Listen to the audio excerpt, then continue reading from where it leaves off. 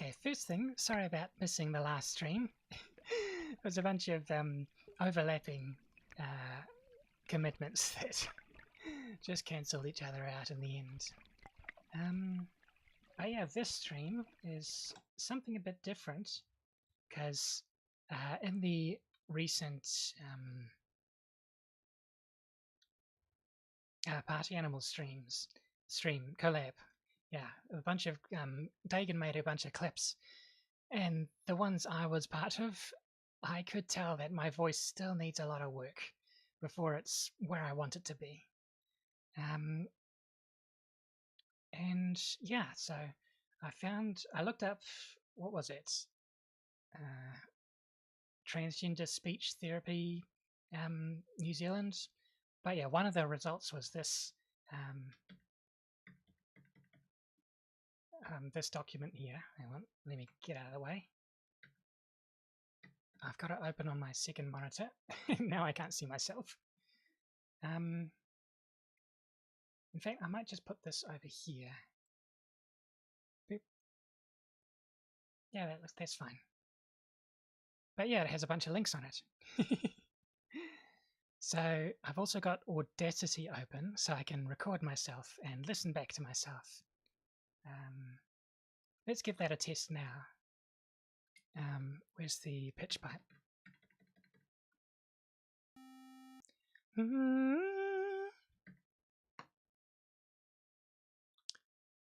Hey, hello everyone. Okay, let's try that line. Hello everyone. Okay, now what does that sound like? Not you. Hello everyone. That's exactly what it sounded like in my head.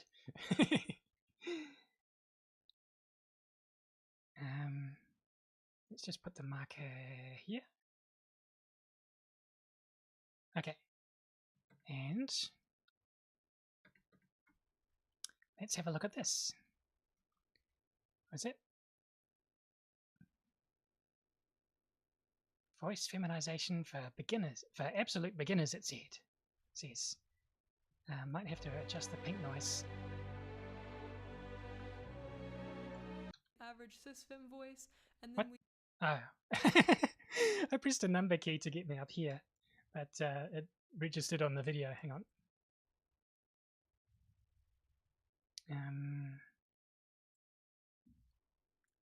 Let me put this back to 0.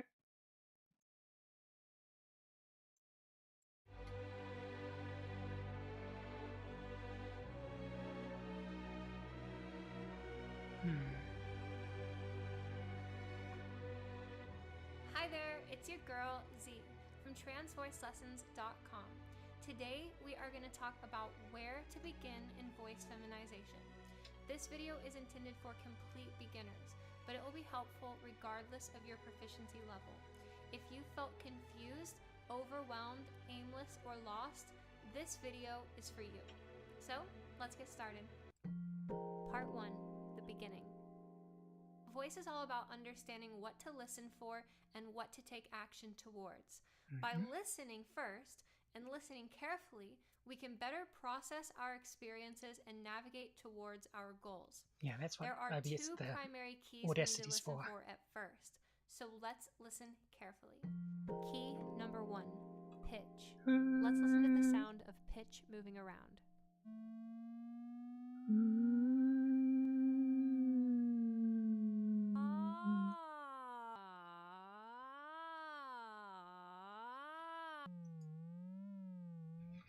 You hear that? That is pitch. It's okay, the so sound this is a bit high and like low. It makes things more sound beginner like than they I are think I am. rising or falling. Most people are already aware that there is a difference in pitch between masculine and feminine speakers.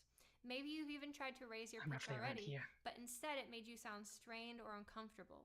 Maybe you've even heard me say that pitch isn't that important and everyone spends too much time on pitch. I have heard that. Why yeah. is this?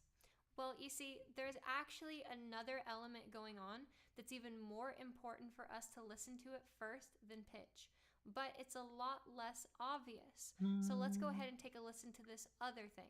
Key number 2, vocal weight. Okay, so now we're so going how to do be we do that? listening for different amounts of vocal weight. It sounds like buzziness or less buzziness. Let's take a listen.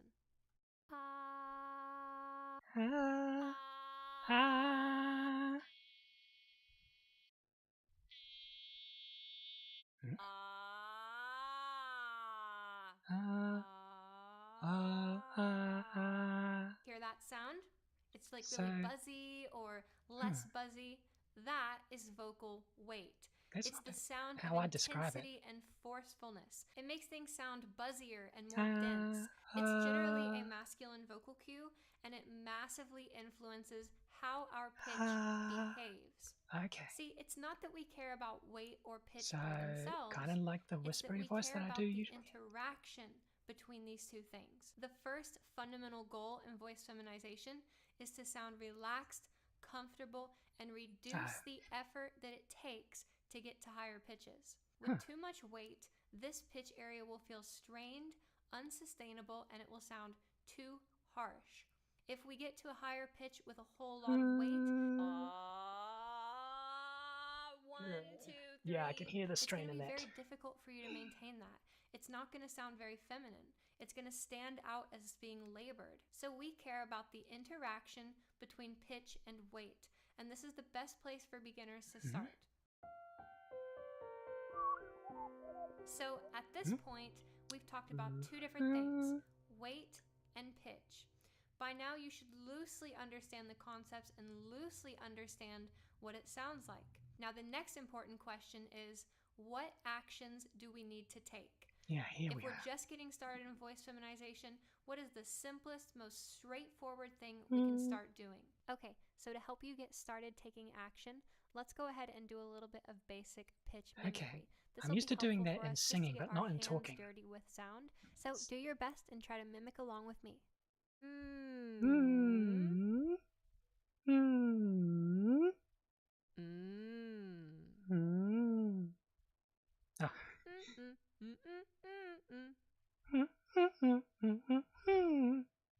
So I hope you were able to match my pitch without much difficulty. The reason why we did that is because we just did one of the hardest things in the entire process. We took action. So that was just some basic pitch exploration, and that's honestly amazing to do. If you're just getting started, you can just play with your voice. Just move your pitch around and have fun with it. Now, really similarly to the pitch mimicry exercise we were doing a moment ago, I also want to do some really basic weight mimicry because we just want to make sure that we can get the real basics out of the way before we get to these exercises a little later. So I'm going to make some sounds, and I want you to make them back to me. We're going to start really light as if we're trying to, talk to like a cute little kitten like that, right? And then what we're going to do is we're going to try and sound a lot like angrier, okay? And if you hear that, there's a significant difference in the intensity, the loudness, and most importantly, the buzziness between those two sounds. Let's try and do that again. So this time we're going to make a light sound like so. Oh, so almost like yawning. A yawn. It's very smooth. Notice how it's not very buzzy? And now we're going to try to add weight.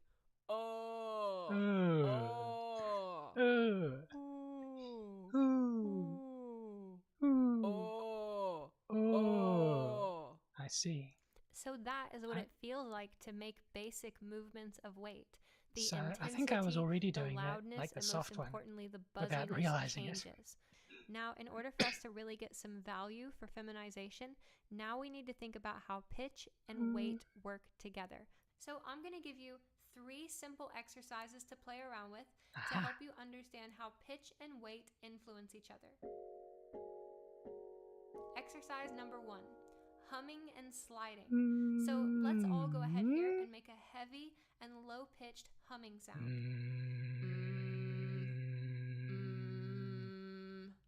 You should be able to feel that it's kind of buzzy. You should be able to feel that it's probably lower than what you want. And then we're going to try to move it up in pitch so we end up with a very heavy and high kind of sound, like so.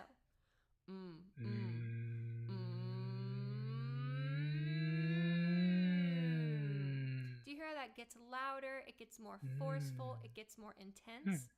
That's what it sounds like if we keep heavy weight while we go high.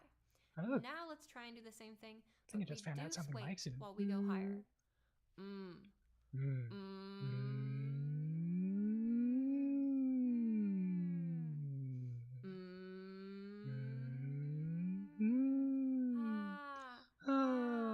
One, two, three.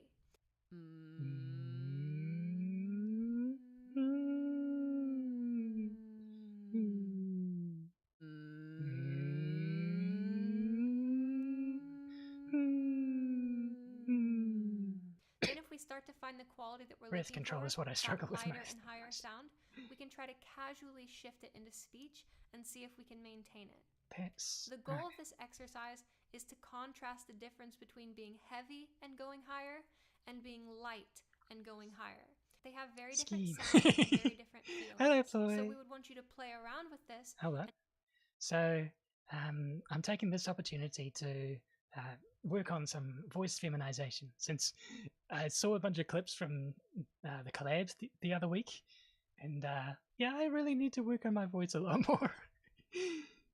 I think so to try to find a higher, lighter, and cleaner so sound. far we've explored pitch and weight, 2, which is the heavy, lighter of which heavy, is a new concept. We're going to start at a lower pitch and a much heavier sound, and we're going to try and incrementally step up in pitch, like so. Then we try and do it again, but this time the third one we make light. 1,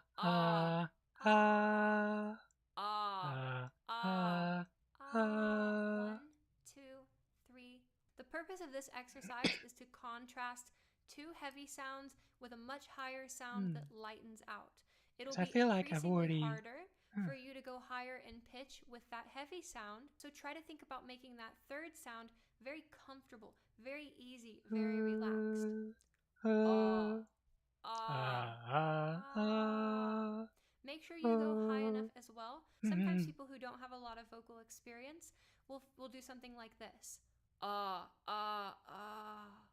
And we're not looking for that. We're looking for a much bigger contrast between the two I lost my falsetto years ago.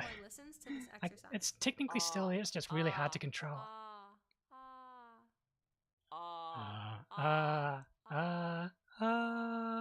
Blue, blue, blue, blue, blue, blue, blue, blue. Okay. Exercise number 3. Using a pitch tracker sort of like, and experimenting. A pitch tracker like this shows us what our pitch is doing. And for that reason, it's extremely valuable for people who are less musically inclined. You can do all of the previous exercises that we've already done while watching a pitch tracker, and that would be honestly great for you. But what we're going to do this time is we're going to try and start low and heavy. And we're going to try to bring our pitch up until it kind of feels like it gets stuck a little bit, like And not everyone's going to get stuck there, but a significant majority of beginners do. And if you're part of that group that gets stuck there, what we're going to try and do is we're going to keep going up to that point, and then when we get to that point, we're going to relax and try to go higher, like so.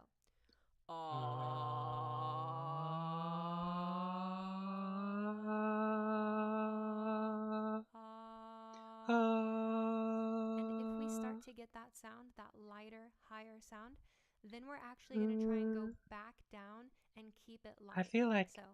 It's more a case of remembering to speak in a higher pitch. In my case, at least. It's because I'm used to. Now you hear when I go down, it doesn't sound so heavy. Hang on.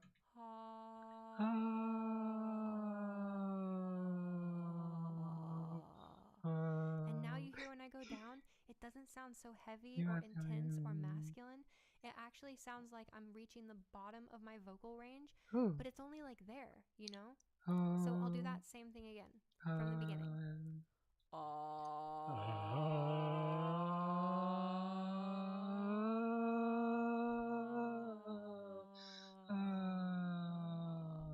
And I can't really go any lower than that at that point, unless... I can, but... like all that's without using that heavy tone. yeah, I'm not used to singing with a heavy tone, so that's I guess that's I'm used to that. I get heavier. So this is an amazing exercise for everybody to try out. Exercise number 4, creaking and exploring different amounts Oh no, of vocal I don't like weight. creaking. Now this exercise is a bit of a bonus, and unless your creak is very relaxed, which some beginners can just do right away, Nah, then it's not probably really. not going to be very useful for you. So we're going to start with this relaxed creak, and we're going to shift from I've always that tried into to both avoid a it. heavy and light sound to contrast and compare the differences. So I'm going to go ahead and do this.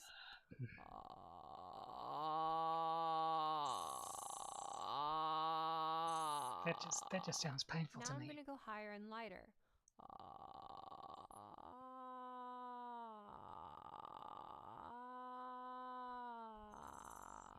It feels incredibly relaxed, it feels incredibly low effort, and it really allows us to physically feel the difference between the two sounds. Don't like that. Now, after you explore these exercises and you're finding a quality that's lighter and more comfortable up high, then what you should try and do is work on speaking fluidly with it, like so. 1, 2, 3, 4. 1, 2, 3, It's 4. okay if it sounds like this at first. 1, 2, 1, 2, 3, 3, 4, 5. The key is that it's light and comfortable. I think I and did sound fluid. like that at one point. So after you use these exercises and you start to Light, find this quality, try to start utilizing it. That's where we get the usefulness out of it. We experiment. I feel like for me, it's more a case of just remembering to speak in a higher register rather than just because it's always been my default to speak down here, and I've been trying to make this register less masculine, but honestly, it probably would be more beneficial to speak up here, so long as I can remember to. Because we're trying to create a wide variety of possible options and experiences. Then out of those options we gain, we can start to work towards what sounds and feels best for us. As a general goal in feminization, we're seeking a clear... That's another point, because not just for a person, but also a VTuber. I need to find a voice that works for my personality, which is what my character is based on. So I always want my character to reflect my personality, and that's why I want my voice to reflect it as well. Pure, full, light, and higher voice during these exercises. If we wish to add noisiness, grittiness, or operate at a lower pitch, those are all totally fine and valid aesthetic options, but it helps in the beginning to work towards this very clean kind of target. It makes us less prone to making mistakes. Remember that the difference between a learning opportunity and a mistake is whether you are aware of it or not. If you're doing something wrong and you're not aware that you're doing something wrong, that is a mistake. Informed practice. If you're doing something wrong but you know it's wrong, that is a question and a problem to solve, and those are some of the most exciting moments in vocal development. After exploring a range of different sounds and finding something close to the target, work to casually and fluidly speak with that quality. So let me show you all exactly what my voice sounds like if I completely remove my resonance modification, but I keep my weight and my pitch the same. Okay, so it's like this, like, do you hear that? Like, it's very smooth, it's very pure, it's like comfortably operating at higher pitches. Okay. This is actually what a feminized vocal foundation sounds like with no smaller vocal tract. So like if we took like an average cis-fem voice and then we expanded the vocal tract, you'd get a sound that's something kind of like this. It's totally fine if you sound like this at first, because our first priority is making sure that your pitch is comfortable, that your voice is smooth, and that your speech feels balanced and sustainable. So I have been using more slightly advanced techniques than this, because this is the absolute beginners. They hear the voice is still off. So I've been trying to... There's more work to be done than just pitch and weight modification, but it's definitely where you compress want to get started at first. Throat. It's got good pitch, it's got good weight, it's very comfortable. And then I can just change the resonance on it in order to get the sound quality that I'm looking for. breathiness. Well, that comes by default for me. Feminization, we need to avoid confusing breathiness for reduced weight. Being breathy does reduce your weight because it makes you sound less buzzy, but it also Madara-sama, introduces hello there. unwanted noise. So let's listen to some examples of breathiness versus our target. Just working on improving, well, customizing my voice. I see. 1, 2, 3, 4, 5. 1, 2, 3, 4, 5. 1, 1, 2, 3, 4, 5.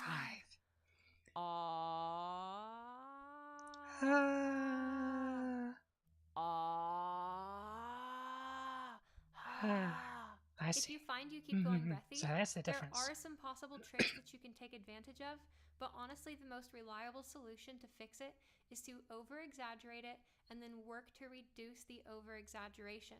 Okay. There are many reasons why you might end up being too breathy, but I do like the breathy tone, in addition to the soft tone. Experiment, process, and make incremental change towards your goal. Why is this so important? So this answer will require a little bit of theory to help us. Let's imagine that the sound of vocal weight is created by the mass of the vocal folds, how thick or dense they are. And pitch instead is created by how fast the vocal folds move. Testosterone causes the vocal folds to grow and swell, which increases their mass. This increased mass causes masculine voices to be buzzy again. You'll notice that we didn't talk about resonance so far. And personally, I believe it is the most important element for effectively modifying the breathy thing. However, pitch and weight are both more foundational elements. Once we have a stable, clean, and light foundation, then we can begin modifying resonance for the best results. I actually used to teach resonance first in my students for about 3.5 years, and what I observed is that a resonance first approach is far more polarizing. Students will quickly succeed or quickly get stuck with very little in between. Resonance first can create the most shocking and dramatic results in the shortest amount of time, but it puts the cart before the horse for some people. And some people may have way more success starting with sound production, whereas others may have more success starting with resonance. In general, though, by practicing weight and pitch first, we can build a beautiful long-term foundation that supports our efforts for resonance modification. If you're getting started in this process and you have a singing background or voice background, it may be advisable for you to start with resonance first.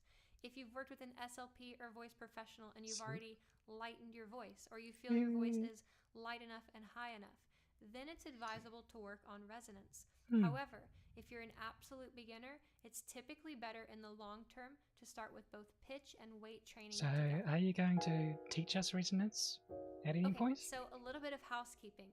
If you are absolutely brand new to doing anything with your voice, which I'm not, consider if you are a vocal underdoer. Vocal underdoers are individuals with a history of avoiding voice. They're often hard to hear, weak sounding, and seemingly slower to learn new vocal behaviors.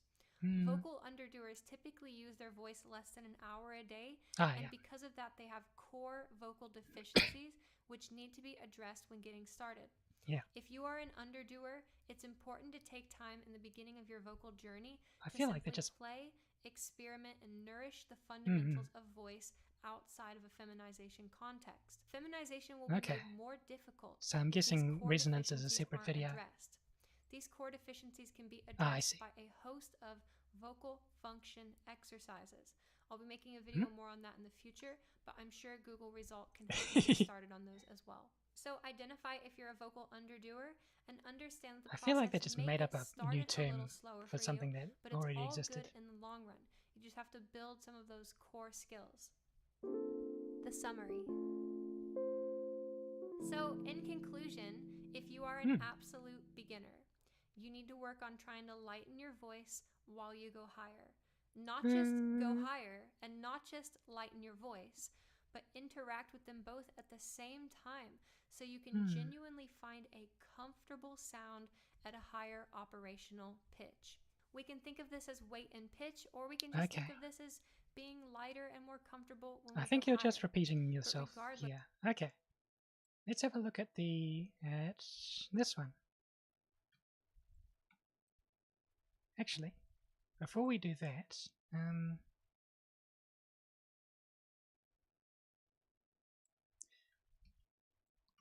I'm just wondering whether to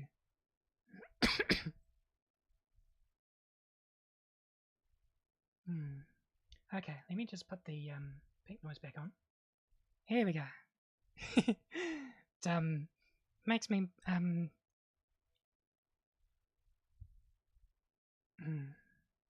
more able to speak when I have something in my ears.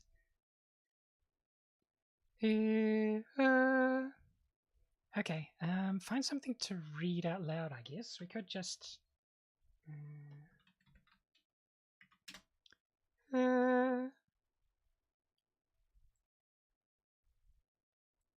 random. Form-fitting wardrobe. Following that unseen sauna, we get to see the women. In comics and some other drawn and animated media, garments are often drawn with a more anatomically tailored or skin-tight fit than they would have in real life. Okay, let's just take that paragraph and record. Hang on, where's Audacity? You go over here. Okay. In comics and some other drawn and animated media, garments are often drawn with a more anatomically tailored or skin-tight fit than they would have in real life. Okay, how does that sound? In comics... Oh, I need to turn off the pink noise again. In comics and some other drawn and animated media, garments are often drawn with a more anatomically tailored or skin-tight fit than they would have in real life. That's awfully quiet.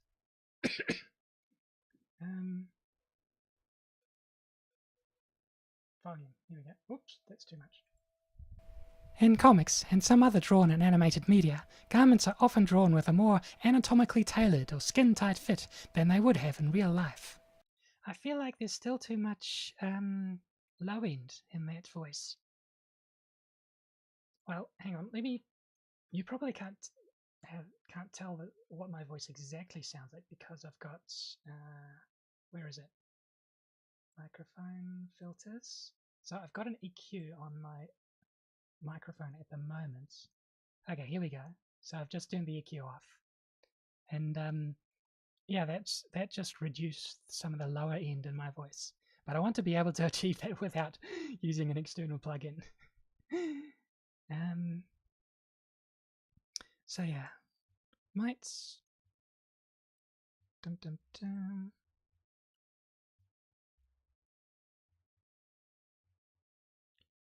Still for rest, recovery, build up tension, and from there, breathing, exercises. I think resonance is the next thing to look at. So let's look into what this is. Same channel as the previous one. Oh, that's a bit loud for me. Hey there, it's your girl Z, and today I'm excited to talk about the single most important element of vocal feminization. Now, before we talk about it though, you need to know that every container around you produces a natural frequency. Okay, The fancy word for this is eigenfrequency, and we can hear this with almost everything around you. That's a cool one, right? Just like all of these going objects, into the theory first. Your throat has its own pitch. Let's take a listen.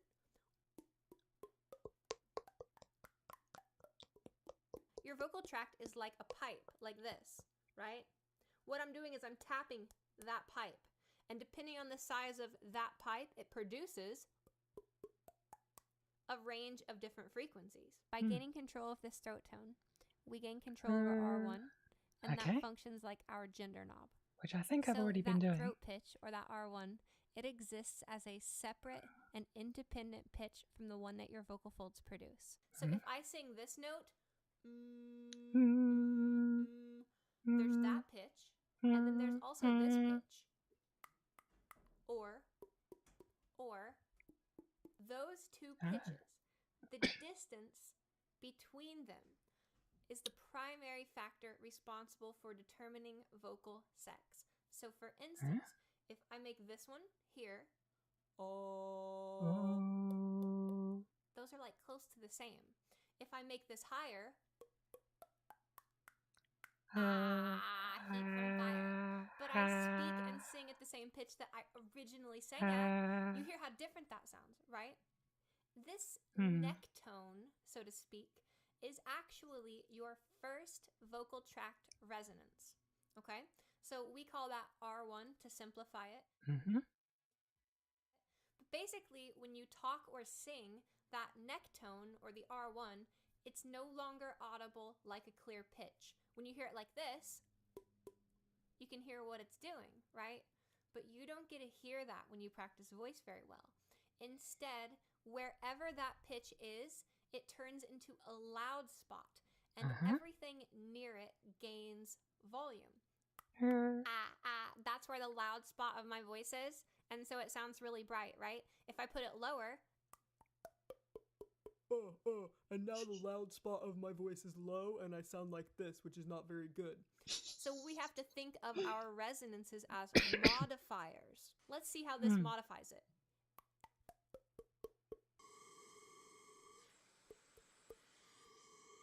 I see. If I change this,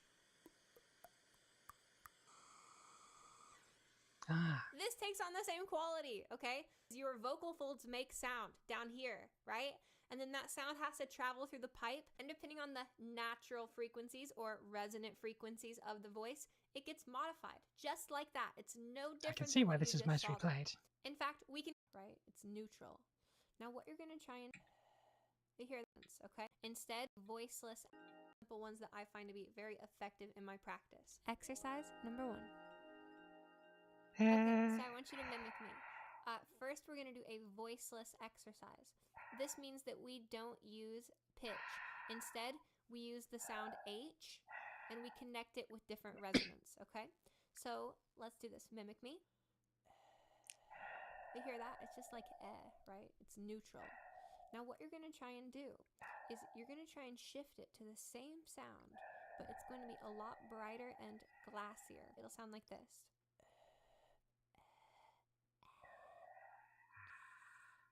Try that.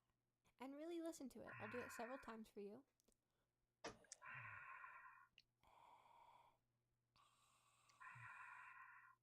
When you mimic me do that, you're mimicking all those like weird little technical motions. You're mimicking my tongue behavior. You're mimicking my oropharyngeal behavior. You're mimicking my larynx behaviors. You're mimicking all of these things. And if you can achieve this sound, you have the correct resonance. Now, whenever you feel like you have the right sound, try to convert it into pitch, either by going quickly to the sound or by going slowly, whichever you think is more useful for you. So we could try like this.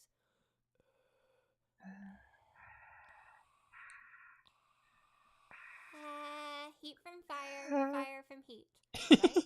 Or we could try and just jump Heat from straight to fire, it. fire from heat. Part. Okay, cool. Now I'm using that resonance. And here's what we're really doing.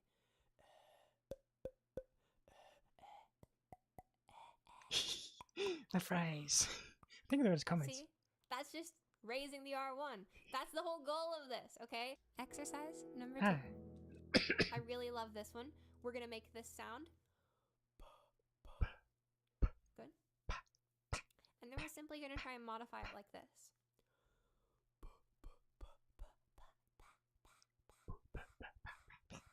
And when you think you have it, just try and say a word. A word. Part. Ooh, okay, not bad. We'll try again. Pa.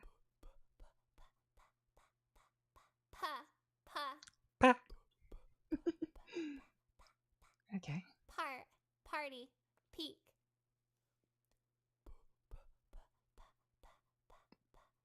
Pack. Pack. Exercise number 3. Now this one, we're actually going to use pitch. We're going to try and do it with our lips closed, though, making the sound M, like so. That's a low R1. And what we're going to do is we're going to try and shrink that. Like so.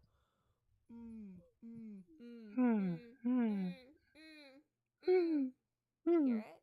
That's the R1 going up. It sounds buzzy. It sounds kind of wine-like or bright. Here's the sound again.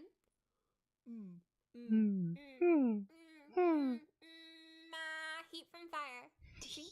It's all the same thing. It doesn't matter if you do it voiceless, if you do it voiced, if you do it through an M, if you do it with an external device, if you do it when tapping your neck. It's all about how big the space is back there and how that plays with the sounds that you create. Now make sure that you're not just moving pitch, like so. That's the sound of the resonance not moving at all, while the pitch climbs towards it and the ratio gets narrower. Exercise number 4. These are called vowel gradients. These are pitched exercises. And what you're going to try and do is you're going to try and incrementally make this brighter. So mimic me. Oh. I'm starting dark. And then I'm going to go ah. And then I'm going to go bright. You're just changing the vowel. And you can do that with any vowel. Those are 3 different vowels.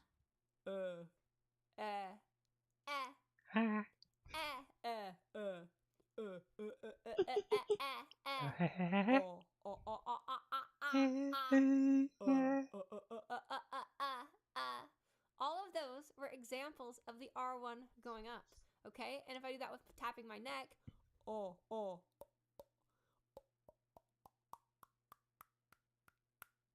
it's all that, okay? Okay, I get it. But how do I use these exercises? If you properly mimic these exercises, your vocal tract will be shrinking. These should be treated as tools to teach you the general movement and feeling associated with altering R1. Doing these over and over and over and over without understanding why, that's not going to help you, okay? Do these 4 to 12 times, and if you don't feel like you're making any progress, put them down and come back 2 hours later or 3 hours later or a week later. This is not something that you like grind at, this control. It's about precisely moving around and gaining new awareness of what you can control, okay? These exercises are demonstrations of what it sounds like when we shrink the vocal tract, thus raise R1 to female levels and beyond female averages. The fundamental challenge of voice feminization is learning how to create, stabilize, and maintain a higher R1 during speech without any harsh effects happening like you're squeaking or scratching or you feel tense or your voice sounds awkward. Alright, so some key things that we want to make sure that you don't do though. Don't strain, don't over tense, don't protrude your jaw, don't flip into falsetto. These are all common things that happen. This shouldn't be tense, okay? If you're doing it right, it's not going to be tense. It is not tense for me. So if you're feeling tension, that is a key indicator that means you're not reaching for the right muscles back there. So in summary, thank you so much for watching. I hope this is helpful. Resonance is not a place. It's not a feeling. It's not magic. It is simply how cavities and chambers and rooms interact with the sounds inside of them and cause them to change. Thank you all so much for watching. If you have any questions, please post below. Check me out on Patreon, Instagram, all those other things. And if you are interested in private lessons, please email me at transvoicelessons@gmail.com. However, do note that I am overwhelmed with students at the moment, and I will do my best to process your request. Thanks so much, and have a great rest of your day. Bye.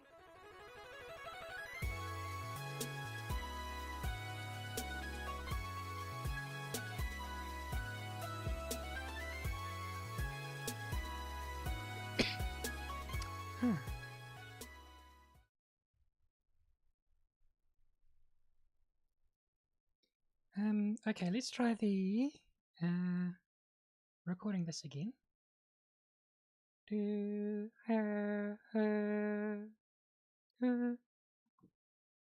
Oh wait, I need the big noise.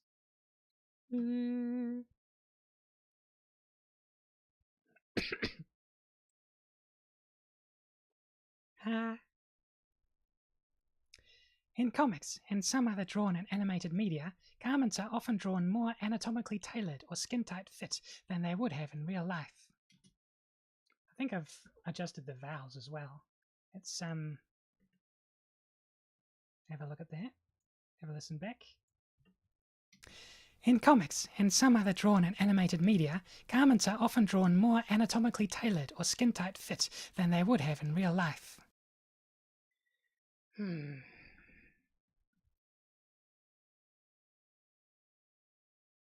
See, my main problem is that there seems to be well, I can hear them. My speaking has improved already just by focusing on it, because I often forget to focus on it because I don't speak a lot.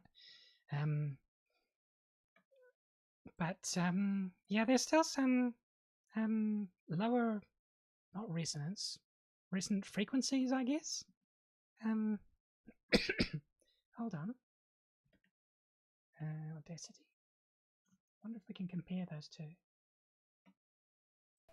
In comics and some other drawn and animated media, garments are often drawn with a more anatomically tailored or skin-tight fit than they would have in real life. In comics and some other drawn and animated media, garments are often drawn more anatomically tailored or skin-tight fit than they would have in real life.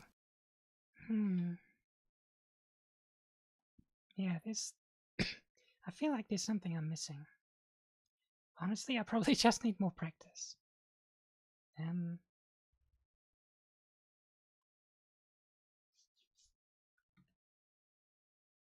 Hey. I guess we can just continue.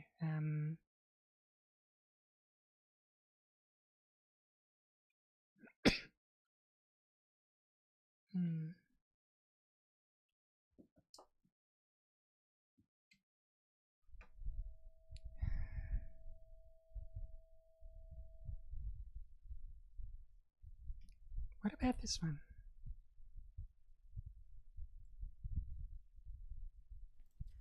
Okay, so this is an ear training video on resonance, or the size of your vocal tract. If you want to change the gender presentation of your voice, whether you're masculinizing or feminizing, you want to learn to manipulate your throat space, basically. And the way to do that is not to think about what muscles are engaging or feel it out. The way to do that is to listen to the sounds and let the sounds guide you. So the first step to that is ear training, because you got to hear what the thing is first. So listen to me demonstrate.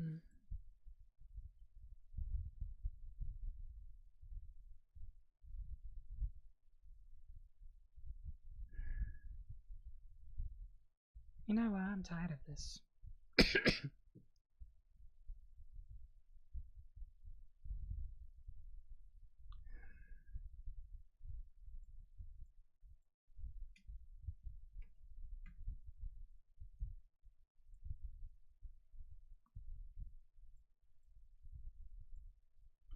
Let's do something else.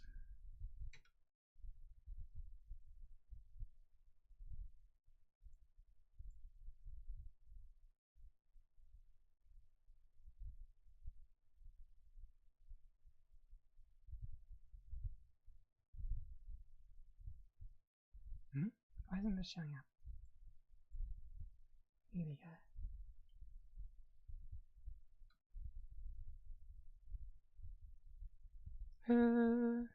Just need to remember, whenever I do talk, I must remember to stay at a higher pitch than I than I would normally.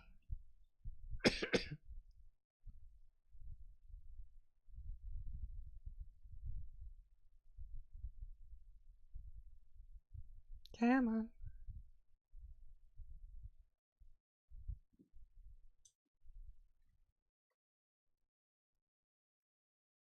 Legally distinct excavation building. Hang on, let me read that again. Legally distinct excavation building. I feel like there's still legally distinct excavation building. That just sounds squeaky. I'm not sure if squeaky is the way I want to go.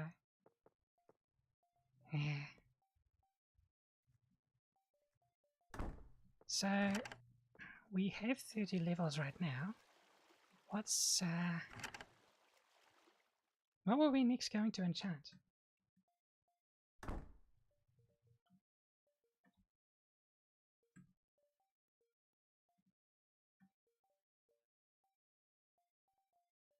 Not a book.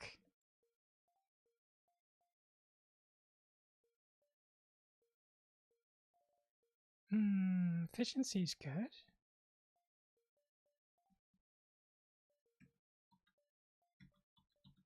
What? Why?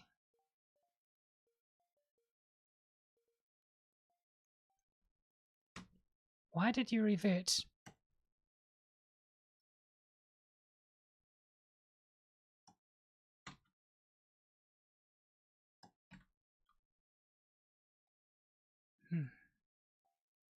E.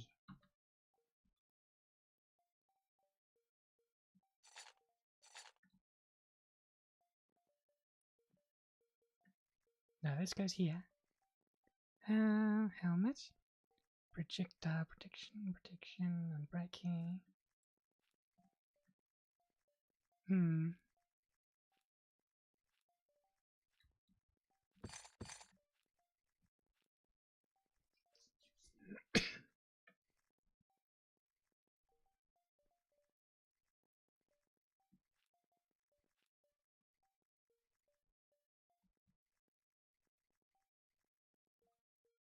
Oh well.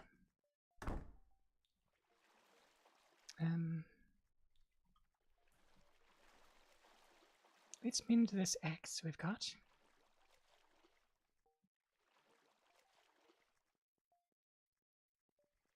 I should really mark out which tunnel it is.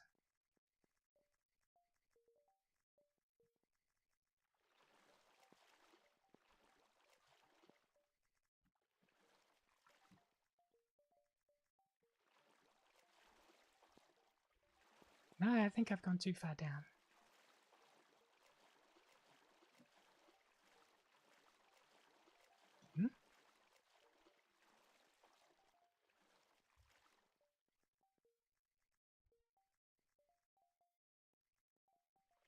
No, I didn't go down far enough, I see.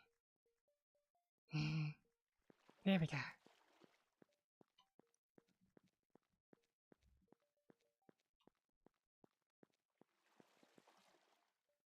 Okay, let's put this in the offhand. Hopefully it works the same way.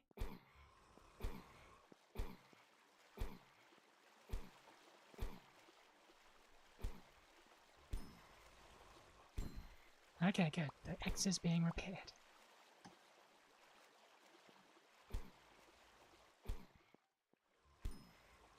We should probably remove fire aspect from this thing. Maybe re-enchant it.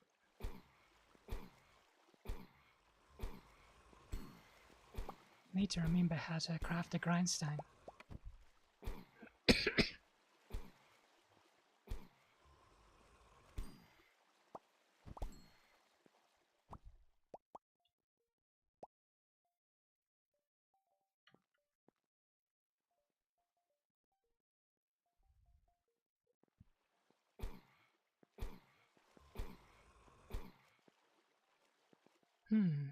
Maybe I should darken this tunnel as well.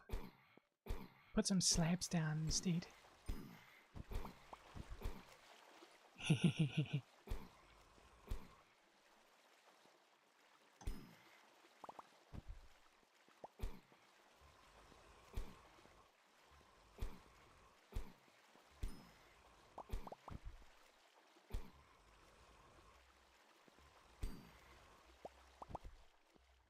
Hello?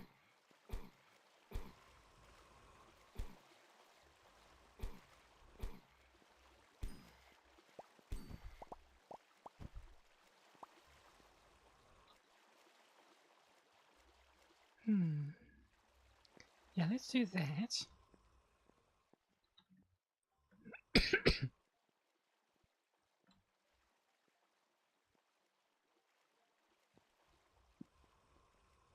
Make just a bunch of slabs. That'll probably be enough.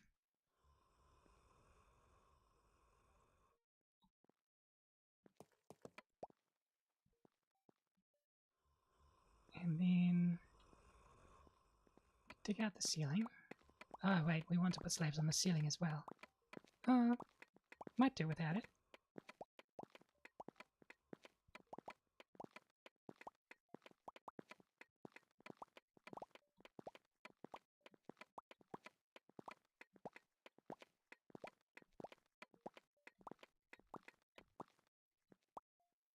There we go.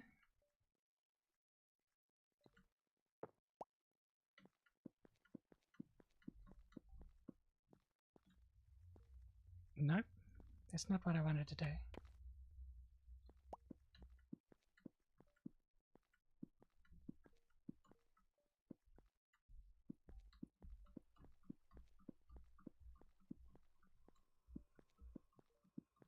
Okay, that's all the slabs.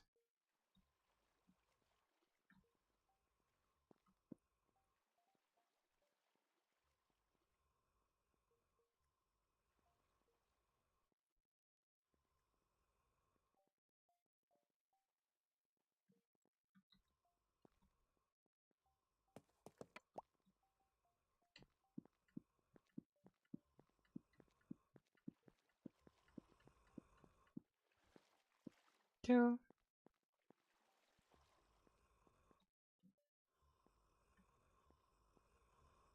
Oh, wait.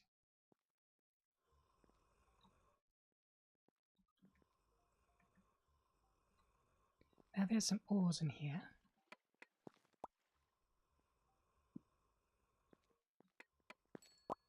Uh-huh.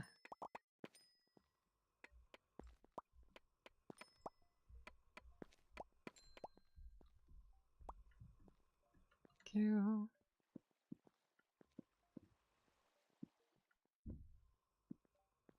And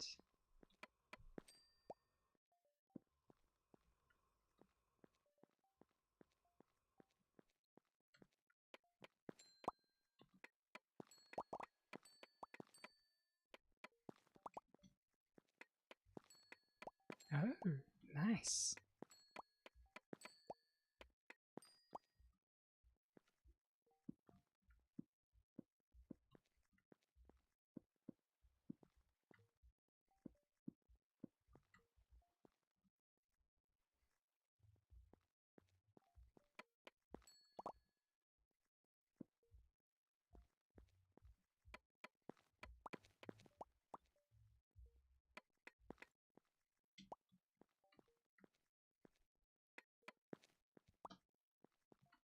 Okay.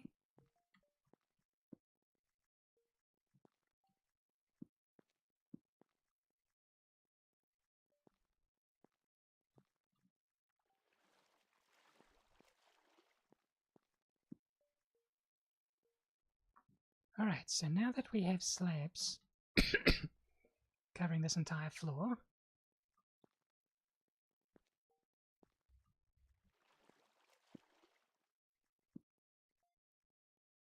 we should be able to safely remove all these torches.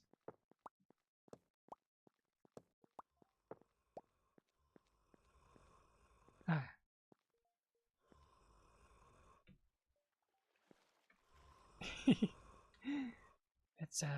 That's a difficulty.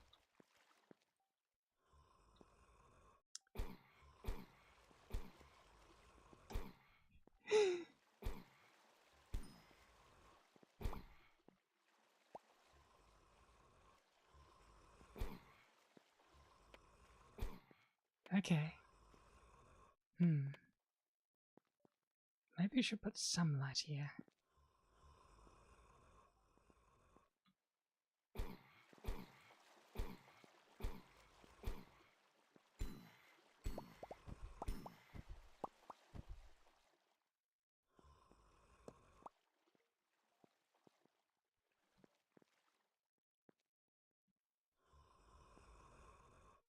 Yes, this is a zombie farm. Were you not here when I made this?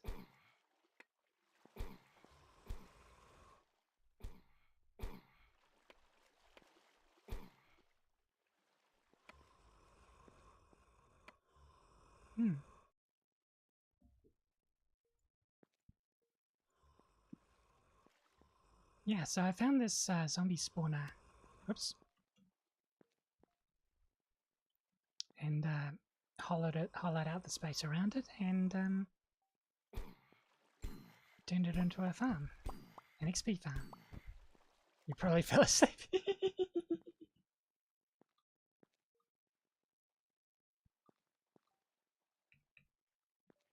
Wonder if there's a...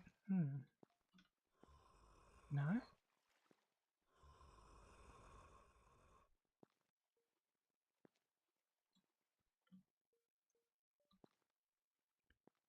I wonder if there's a way to show hitboxes. Let me check.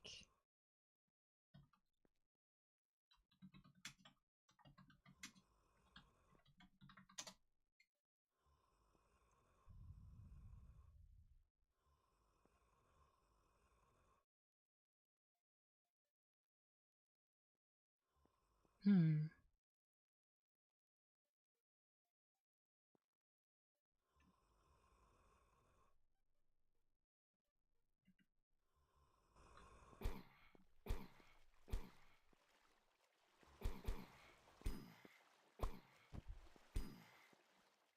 Baked potato. Huh. I guess that's because I'm using a fire aspect sword.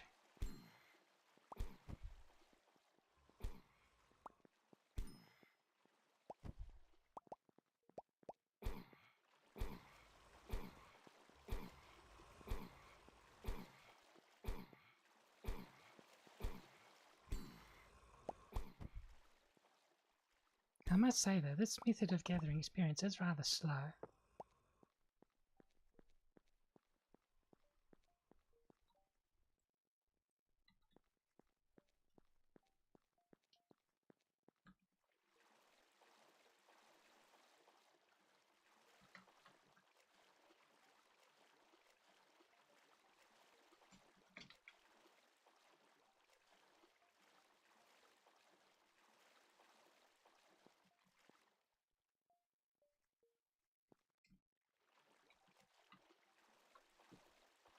Hmm.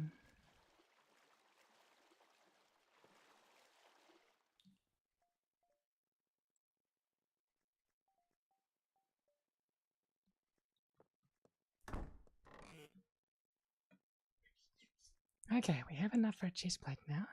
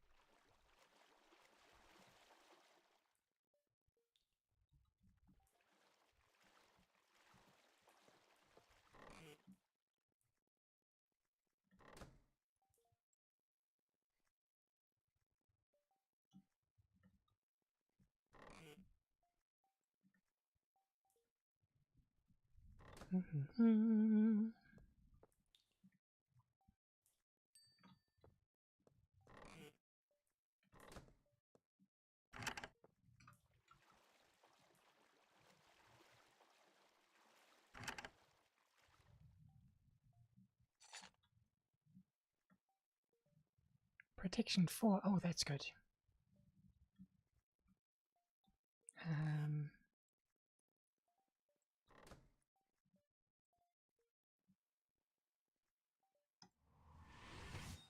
Nice.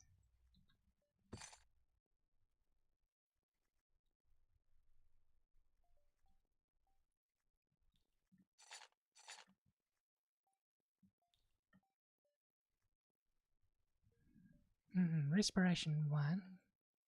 It's a possibility. Protection 3.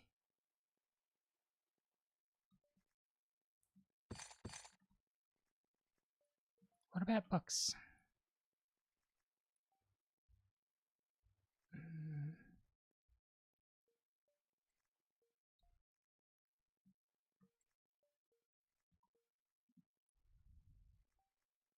Can't enchant. Yeah, I can't re-enchant something.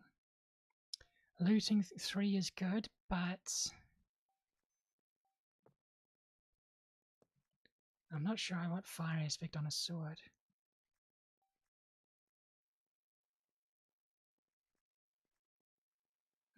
Power 4. I think it goes up to 5.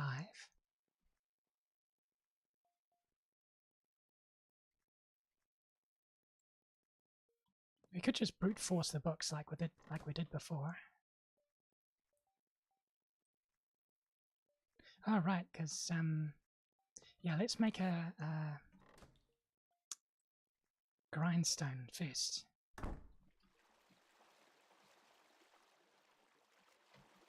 Dun, dun, dun.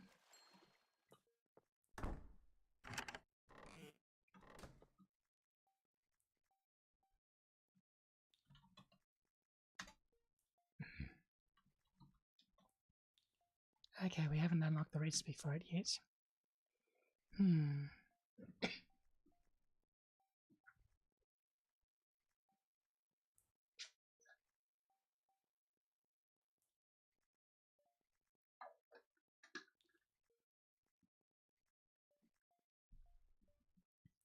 Ah, hold up.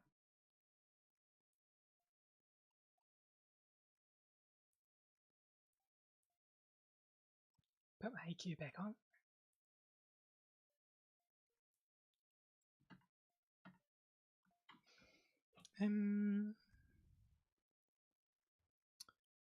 So what's the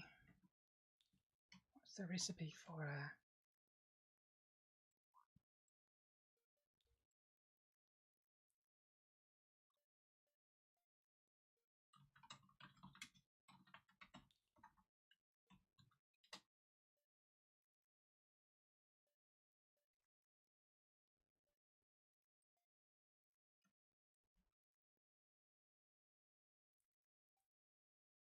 Okay, plank, sticks, and 1 stone slab.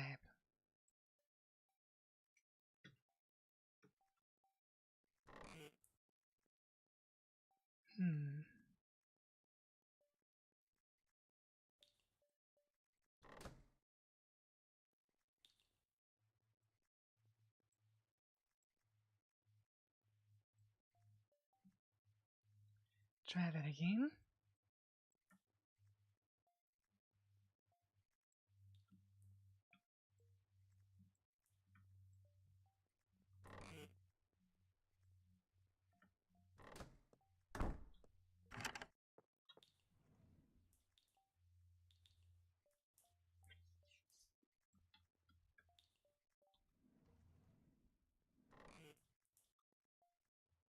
Well, we have plenty of sticks.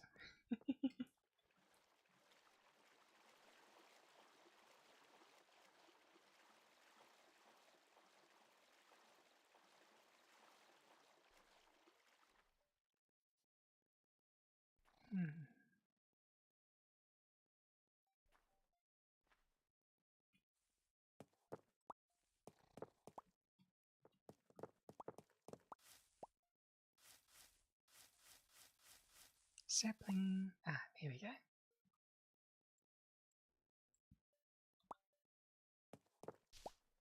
Boop.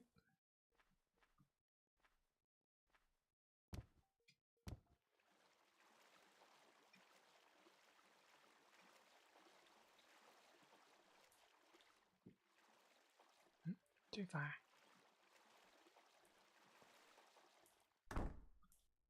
Oh, sticks. We want 2 of these. Oh, we have 1 already.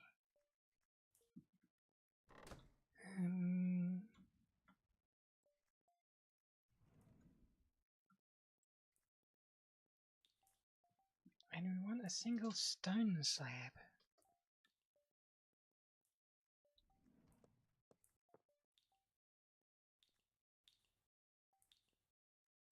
Oh wait, we need 3. Wait a minute. Hold up. Can we cook these? No.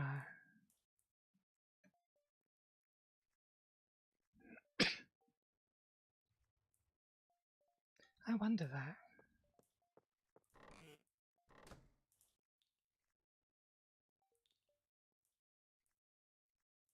Okay, it doesn't accept cobble.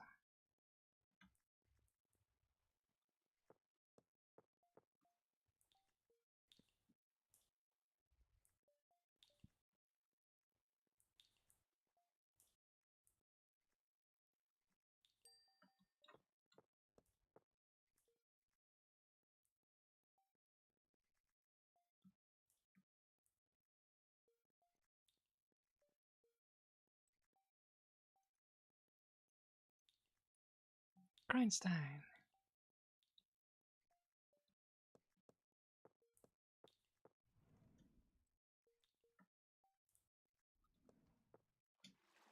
Up we go.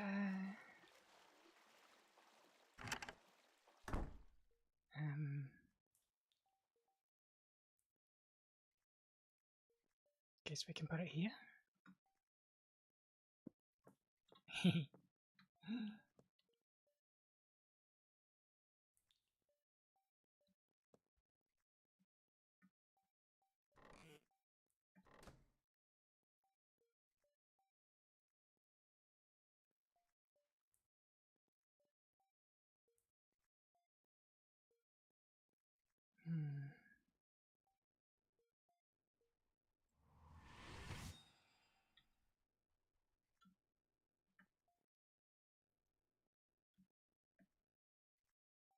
What have we got? Sharpness 1, feather falling 3, infinity. Infinity's good.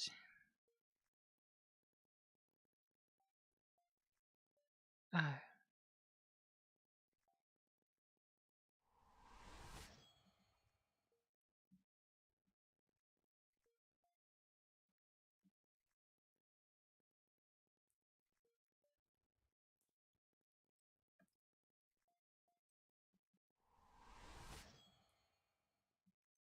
Hang on, do we have sharpness 3 and it's sharpness 2.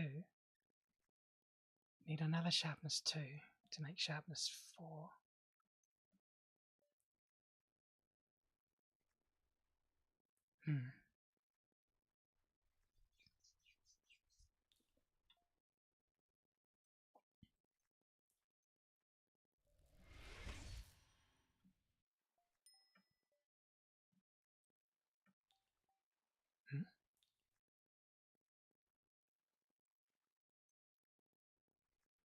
Where are the others?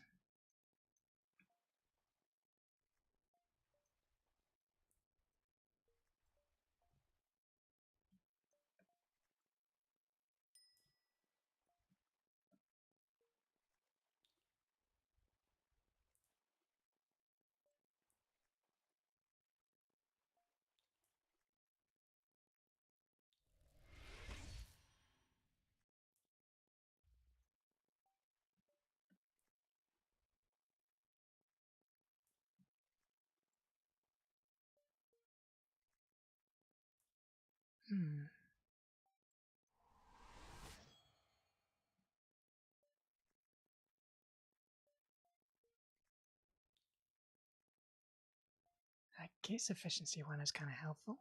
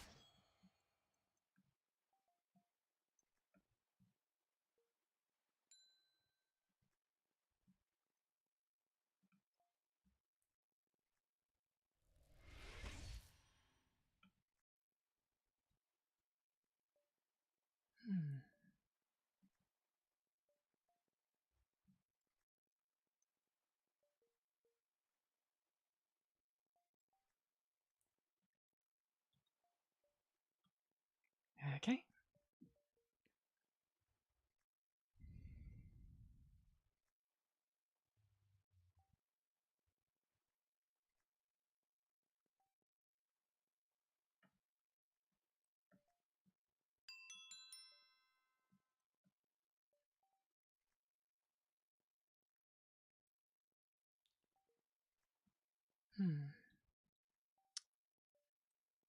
We need more lapis.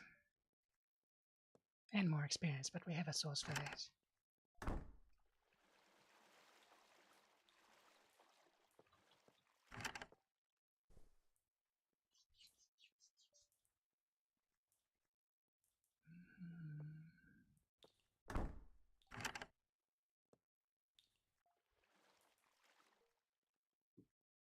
Let's go mining.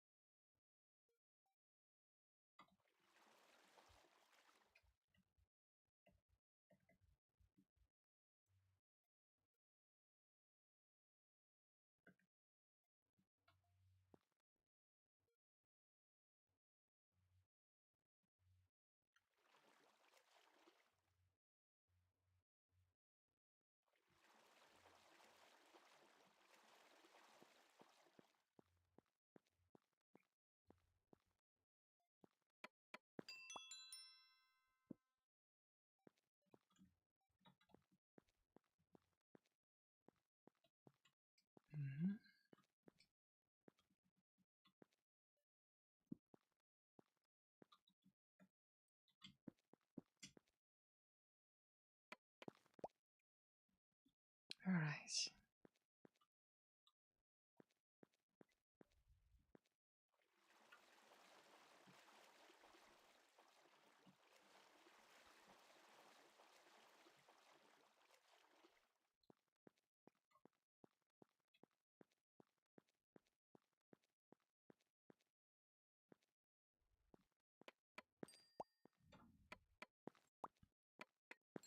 I don't know if lapis spawns at these depths though.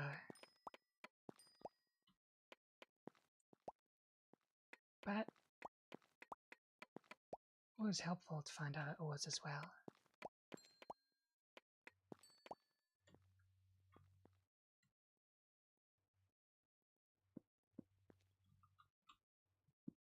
Hmm?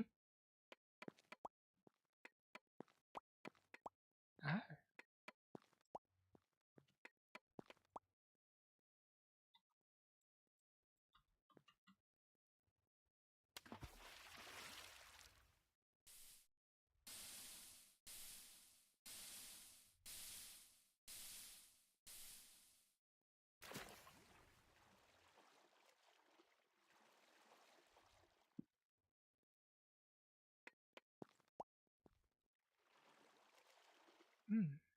More cave.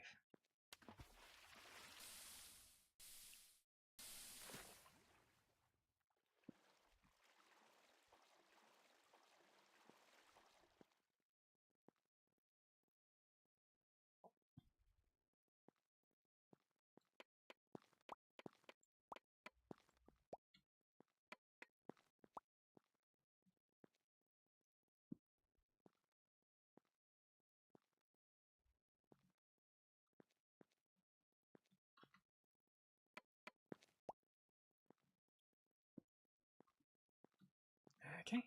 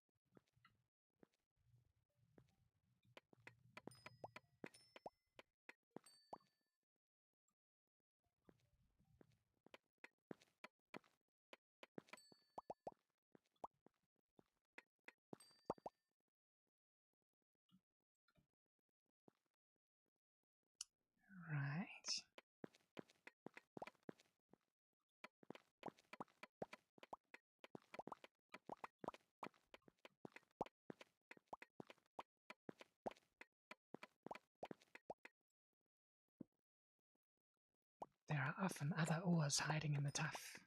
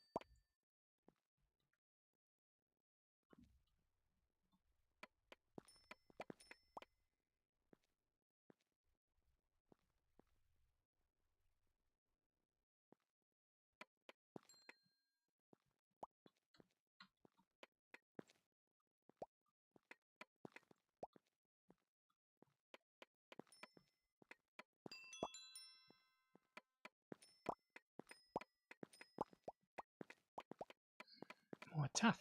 Oh, more lava.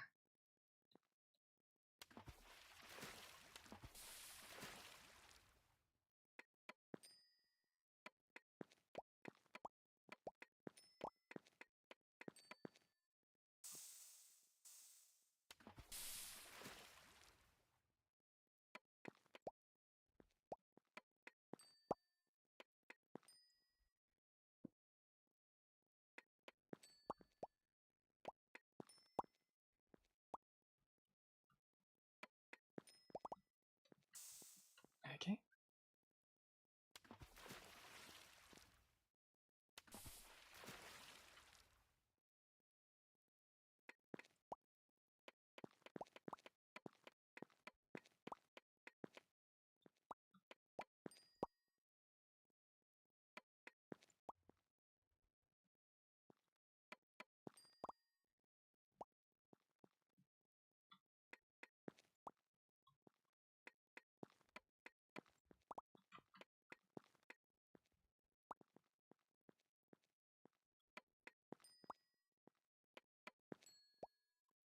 Okay.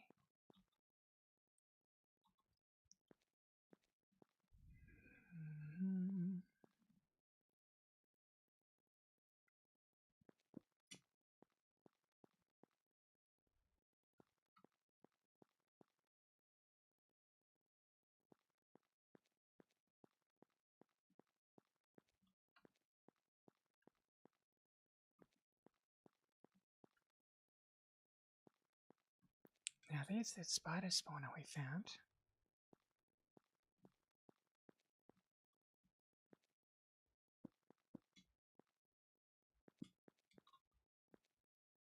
Might just put some more lights in here, just to be safe.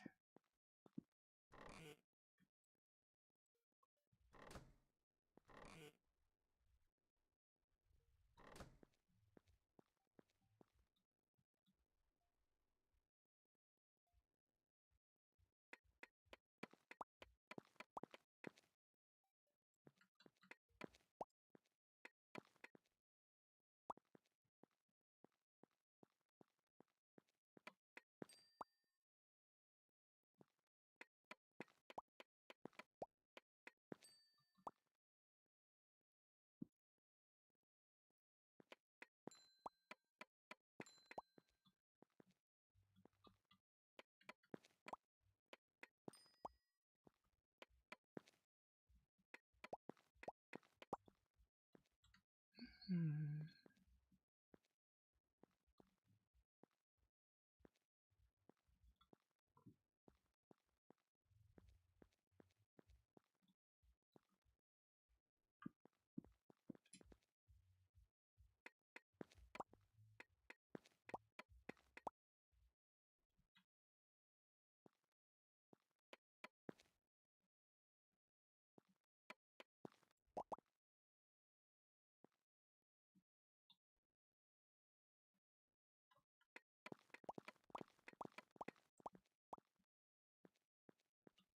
Okay.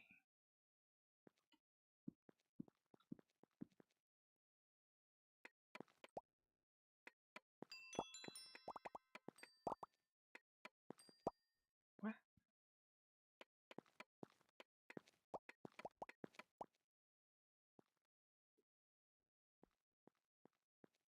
I think we've cleaned out the rest of this.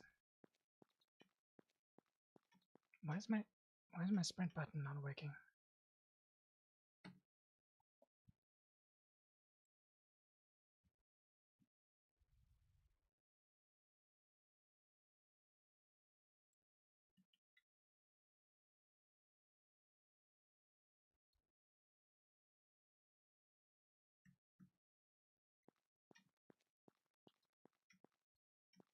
Hmm.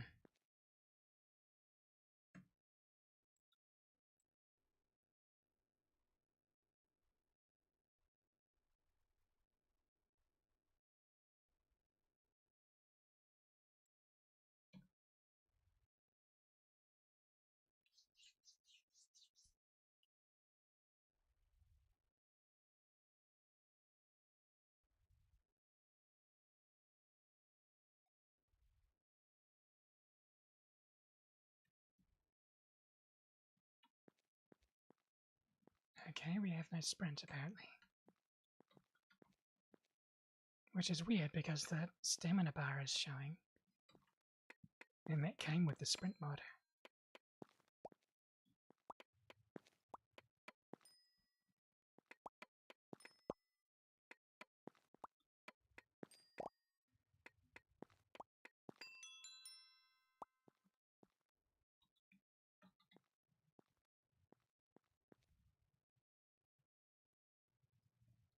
Hmm.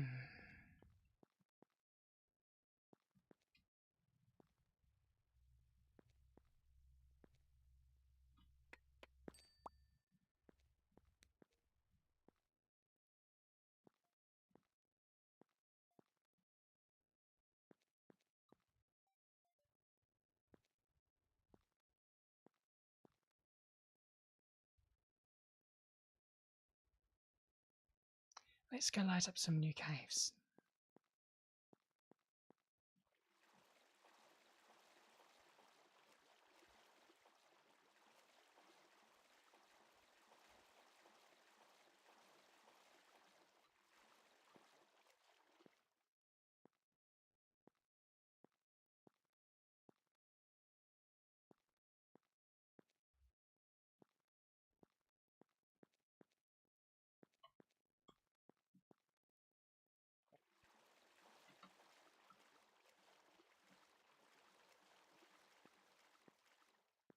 Patch of darkness here.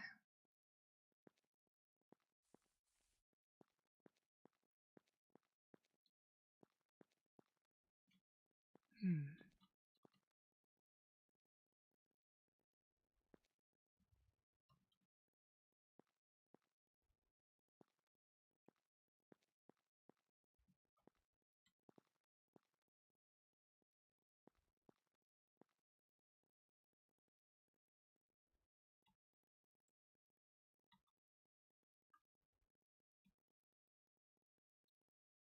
Whee.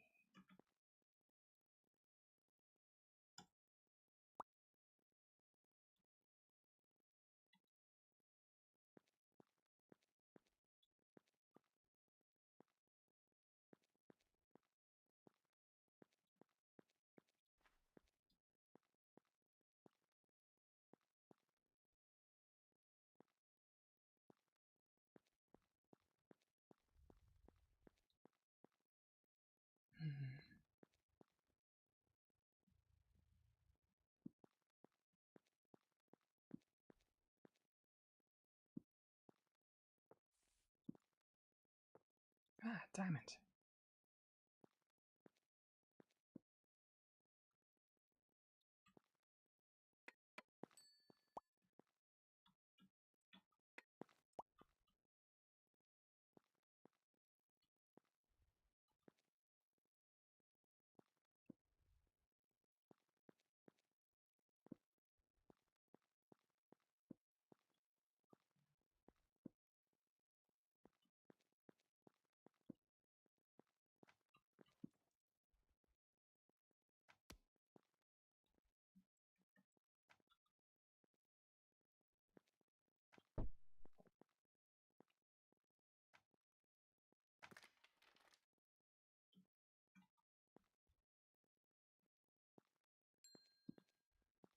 Now you're on YouTube, Kill?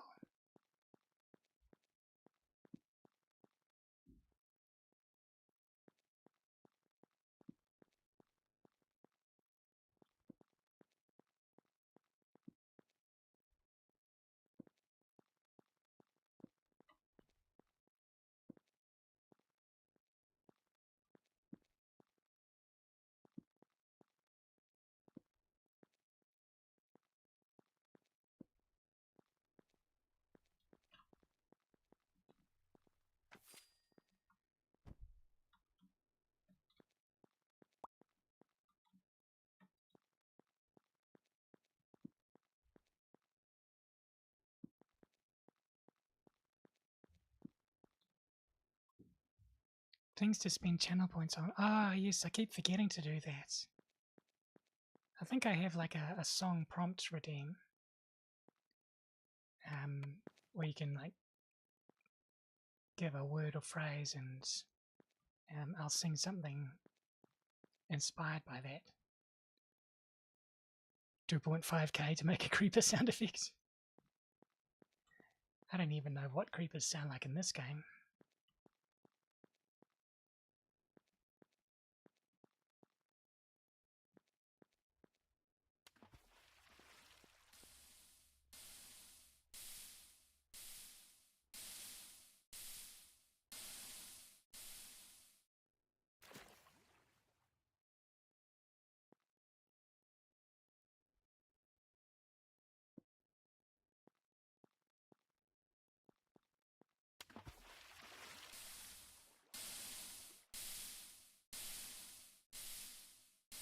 Alright.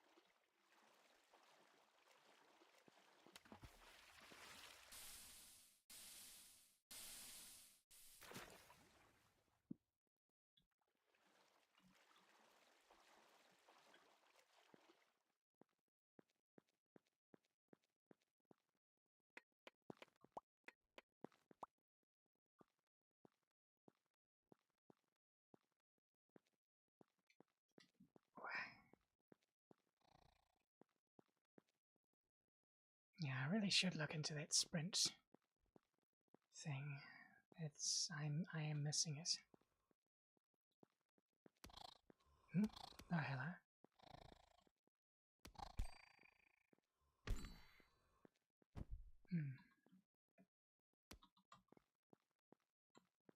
Okay, you stay there. Oh, diamond.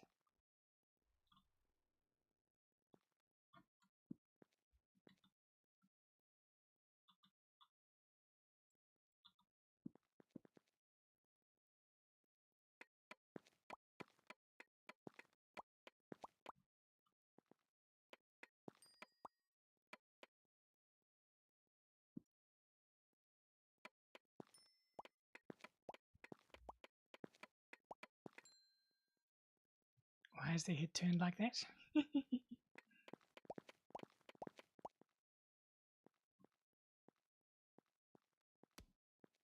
The undead are not bound by the restrictions of the living.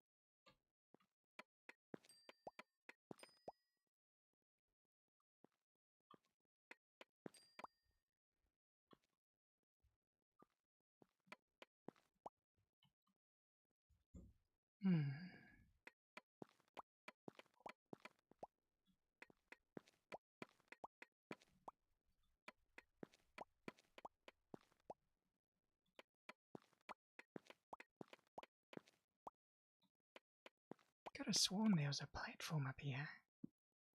Perhaps I was mistaken.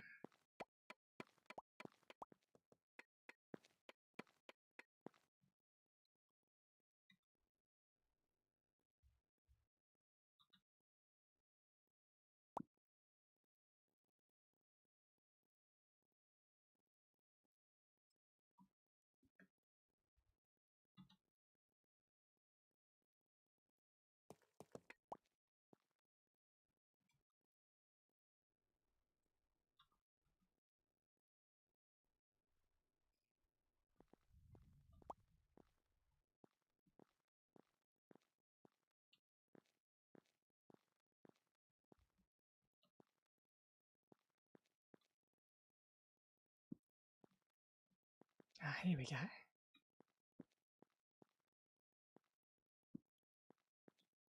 Oh, diamond.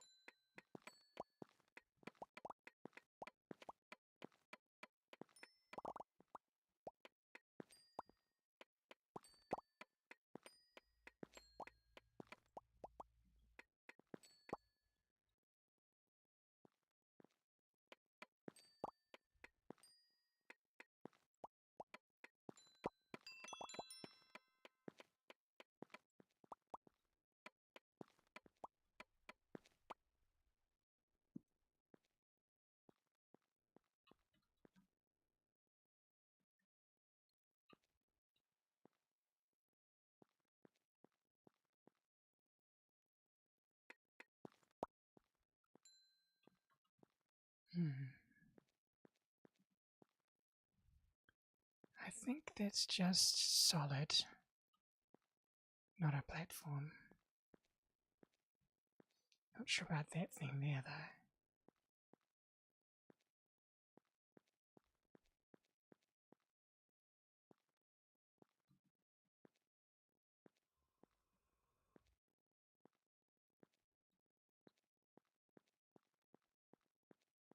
a spider over here.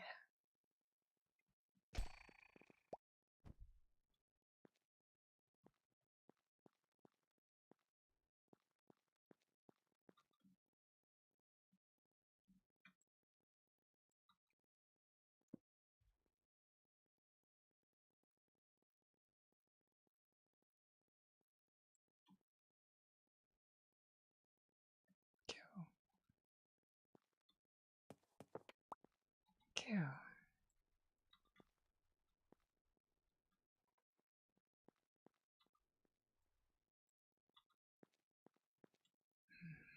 Mm.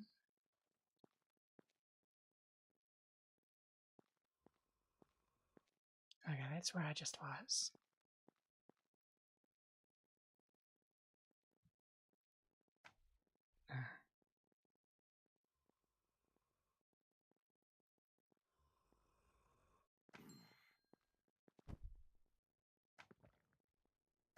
Stay away.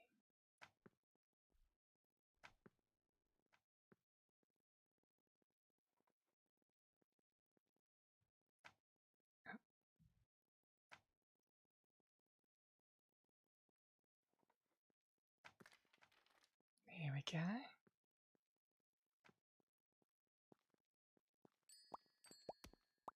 Hmm?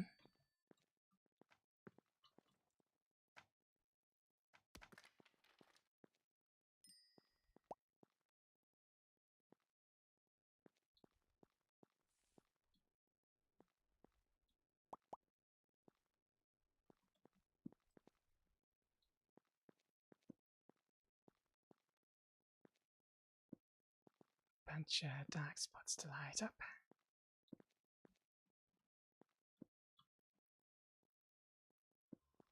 Ooh, diamond.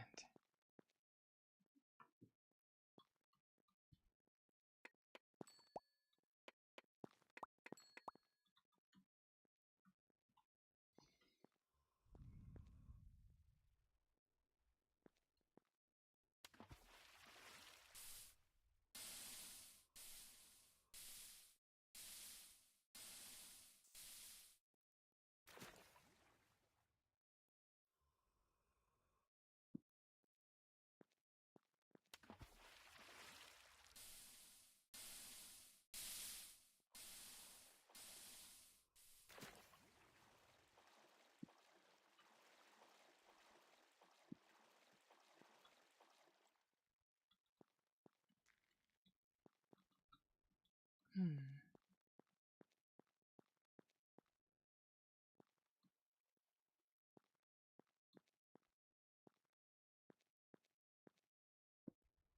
Here we go.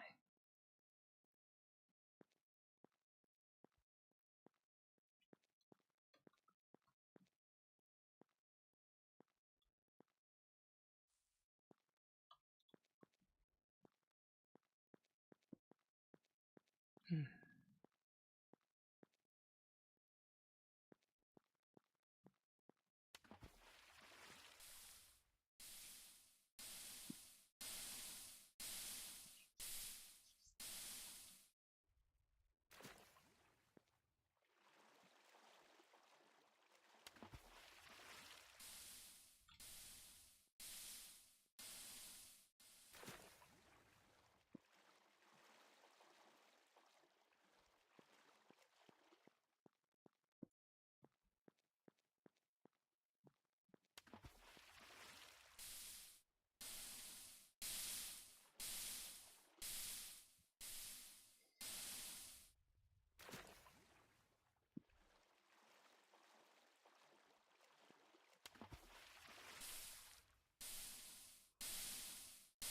Which was this game's name? This is Luanti. Oh, I should probably change the... Why is this still open? Change the category on Twitch.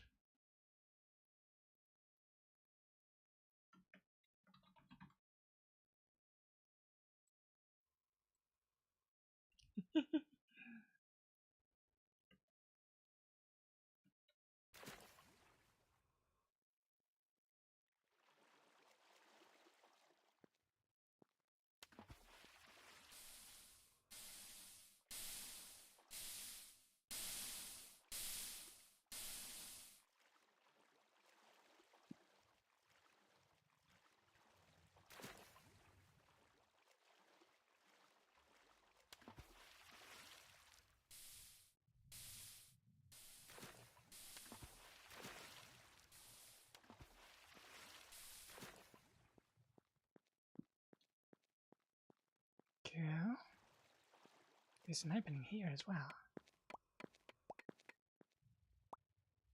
Ah, that leads back here.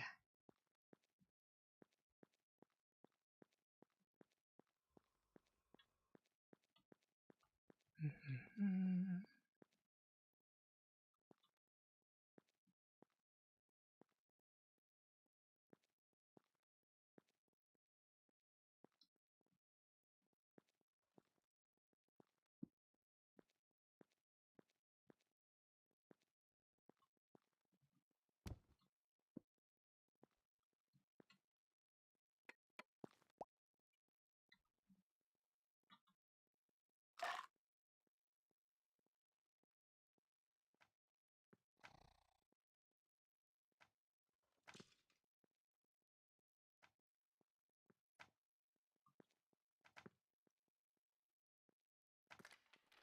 There we go.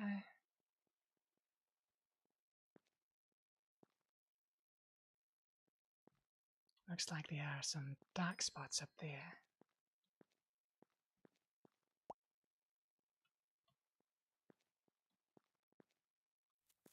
Eee!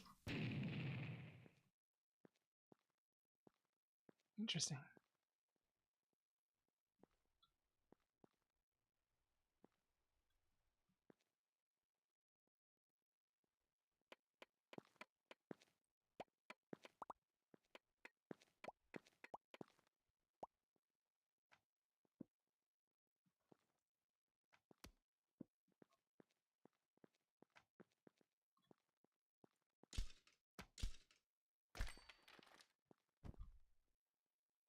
Okay, we'll come back for that diamond.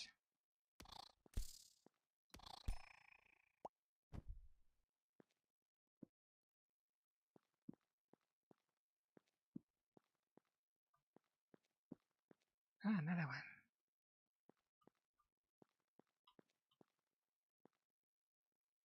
Neat. 3 diamonds in this area. Oh, make that 4.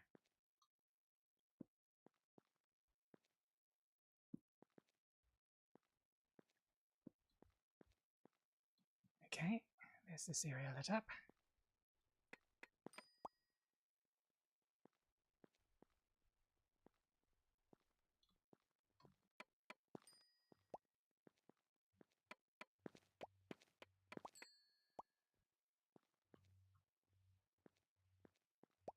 Oh, not quite.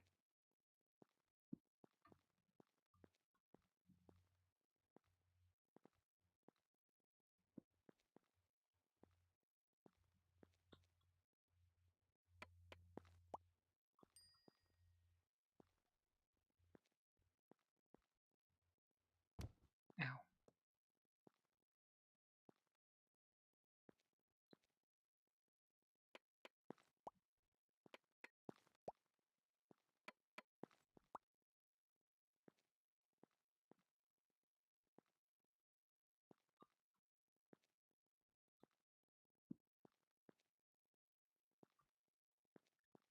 And we're back here. Nice.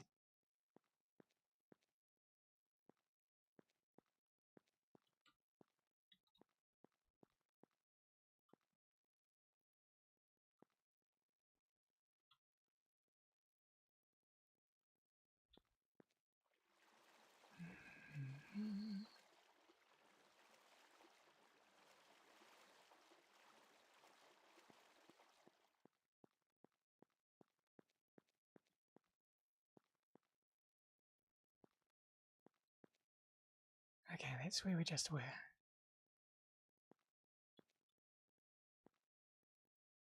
Cool.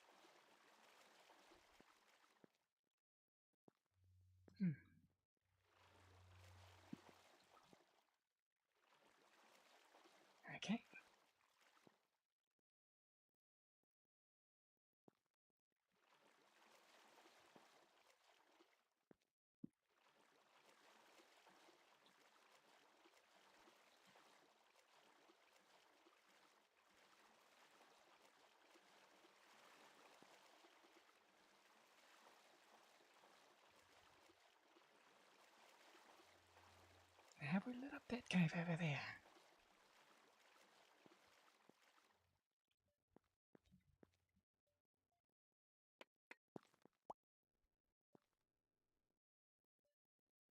Looks like a bunch of darkness over here. Uh-huh.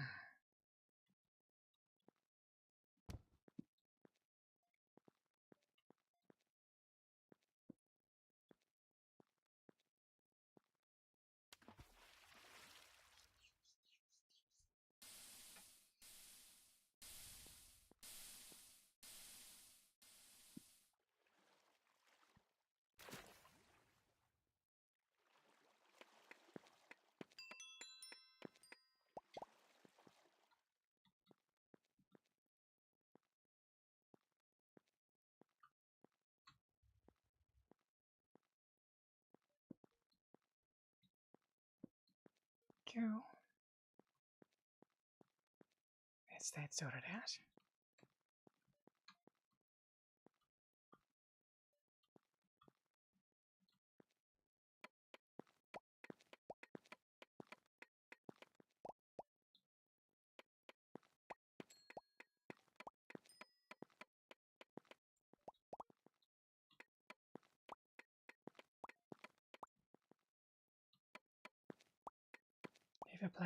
I haven't played Undertale or Deltarune. I am interested. I do like the story aspect of them, but the problem is that the main the main combat mechanic in especially Undertale requires really quick reaction times, which is exactly what I am worst at. So it'd probably be just incredibly infuriating to play.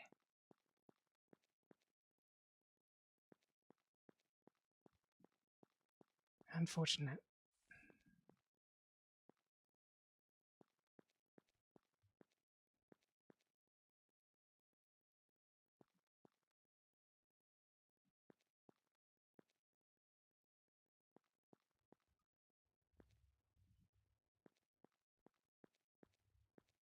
Alright, let's go home.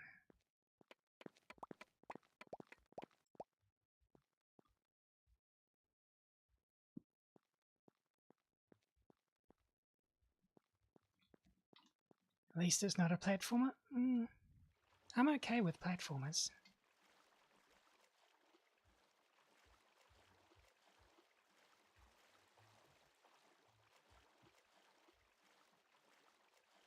It's just yeah, anything requiring quick reaction times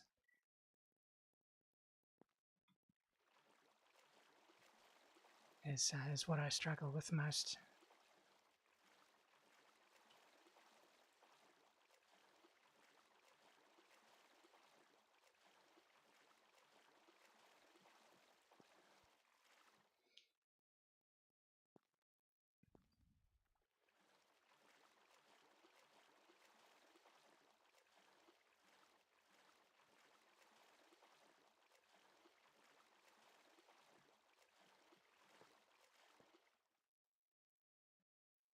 Hmm.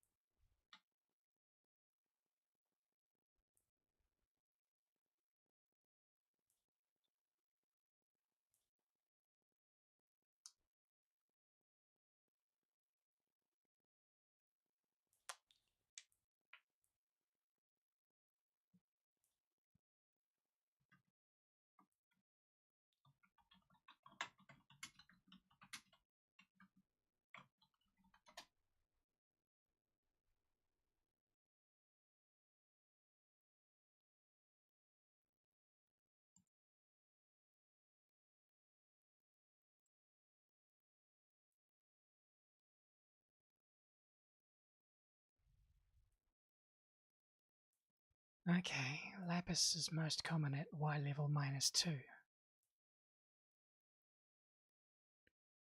I think we were well below that.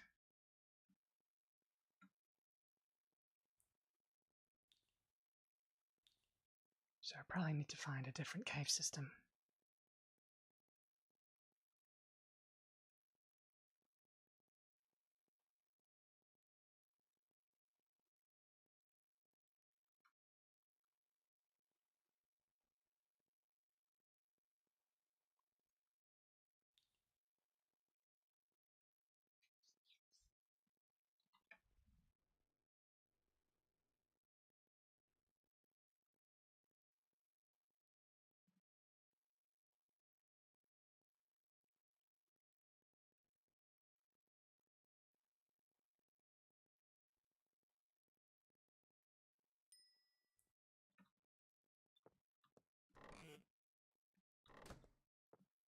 Alright.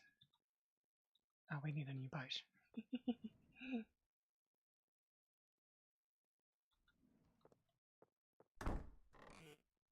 No, this one.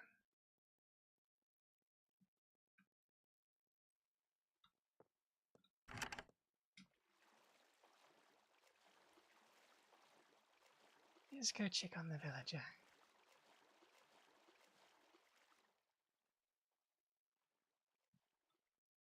Slime.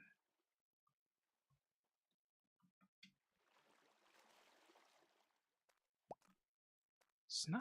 Wow.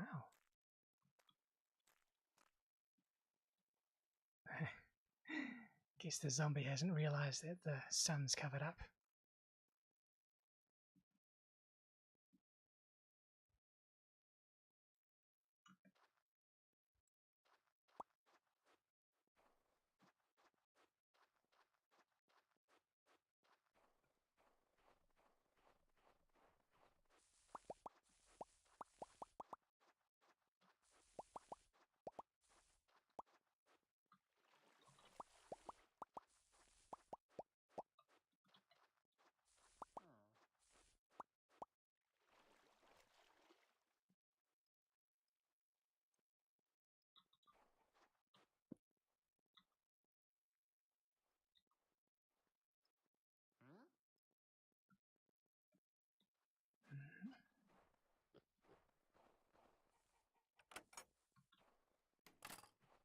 Knock knock.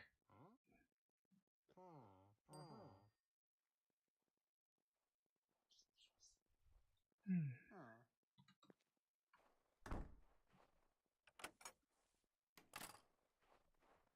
3 books for 1 emerald.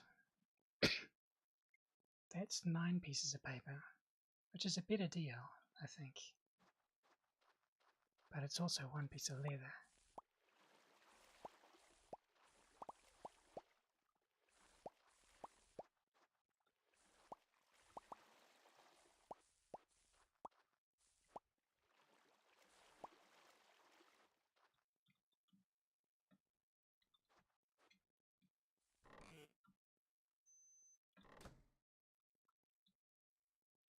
Oh, snack time.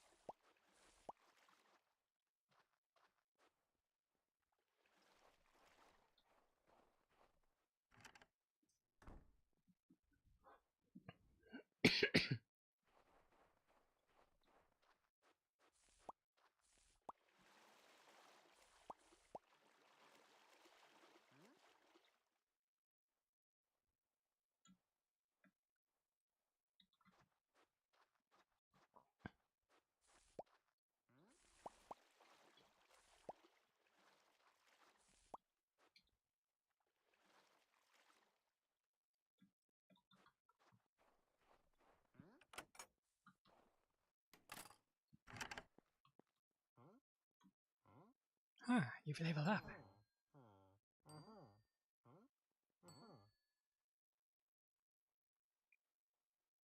Luck of the sea. Ooh. That's also 42 emeralds though.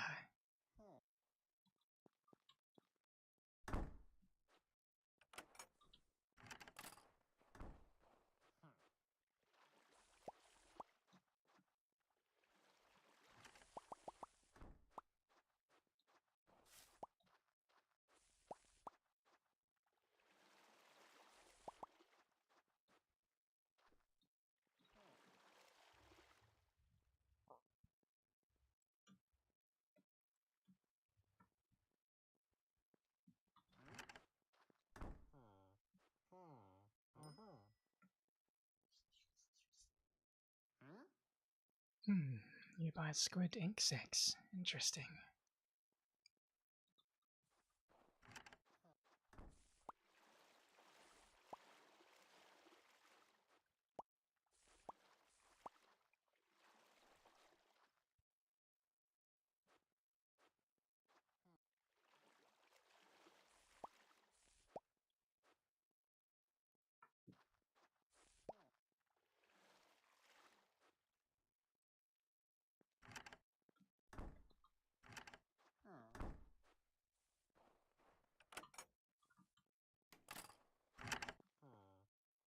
Four for one. Okay.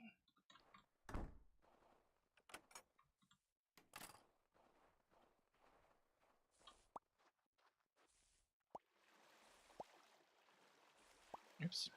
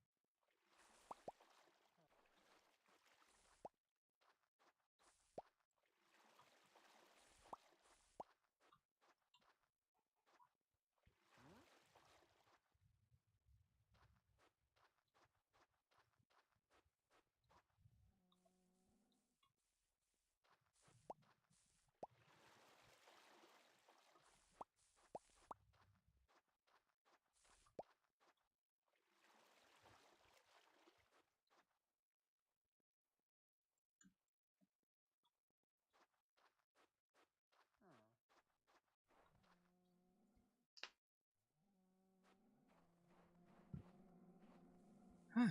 These have all grown up.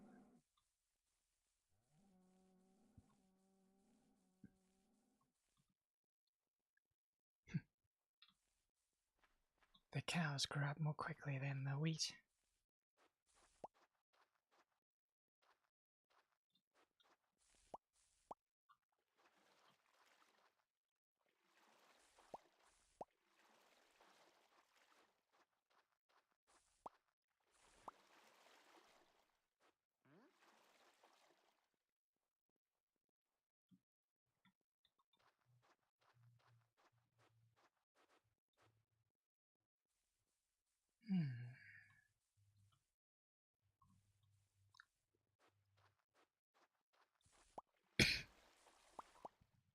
I wonder if there's a surface level cave nearby.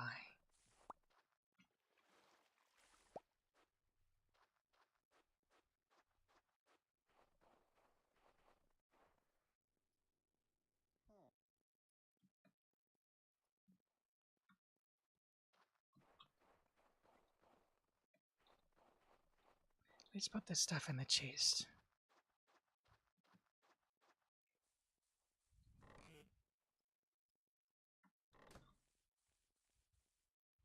and have a look. I think I remember one being sort of near a bay. Not sure if it was this bay or another one.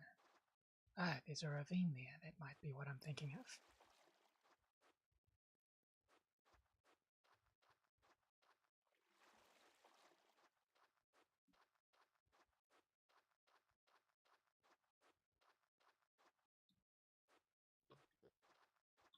Ah, I think I've been here already. It's not really a surface level cave, it just goes deeper.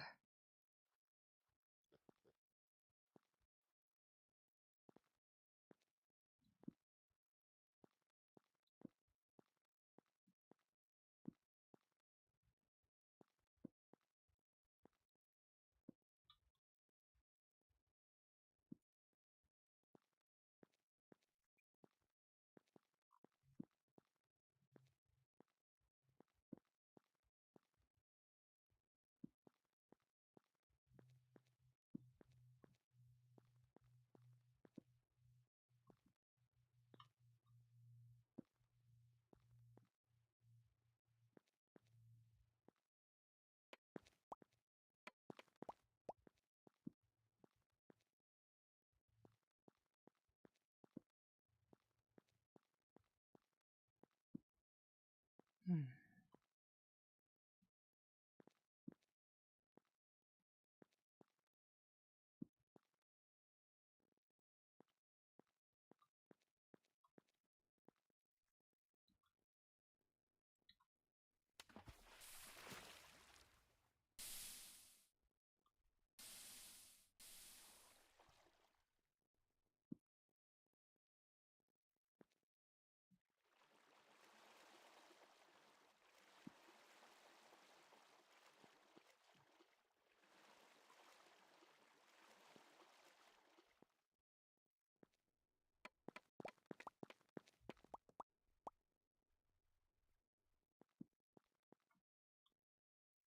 Okay.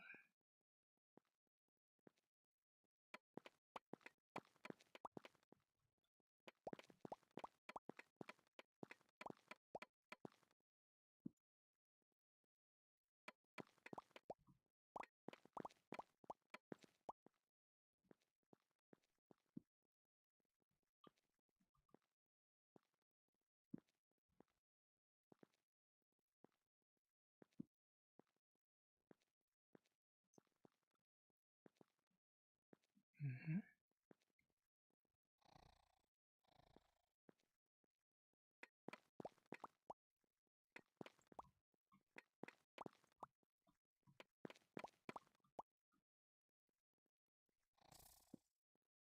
I hear a spider.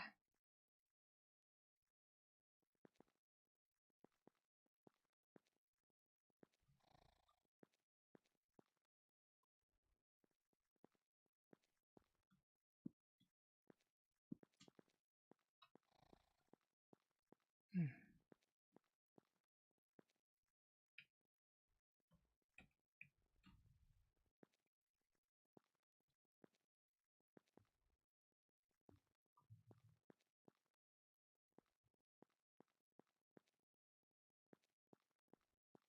Ah.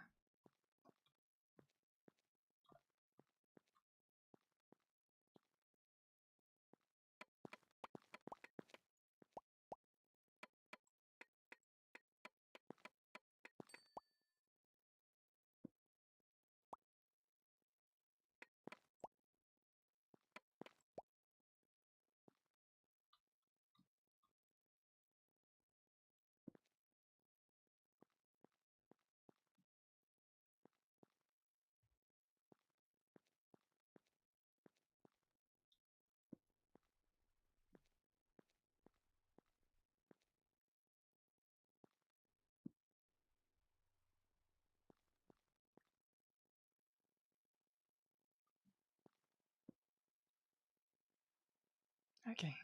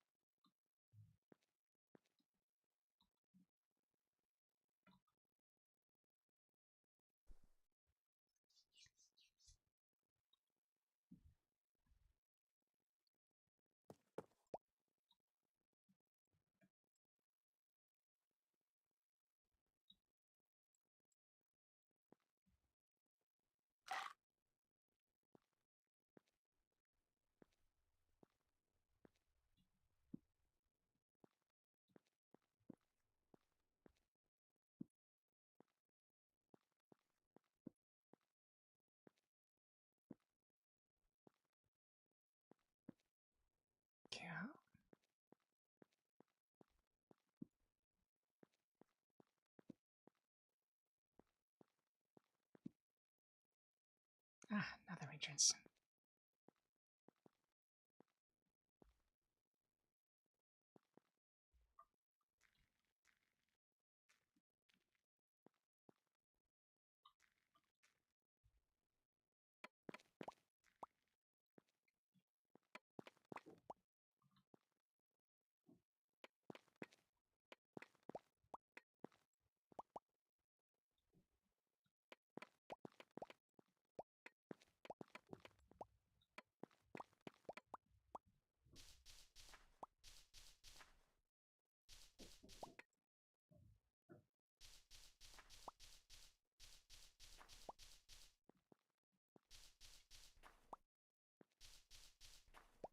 Cool.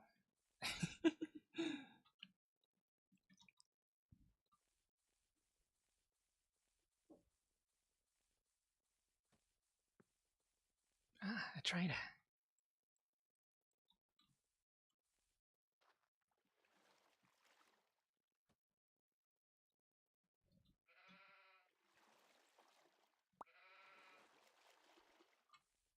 Hello.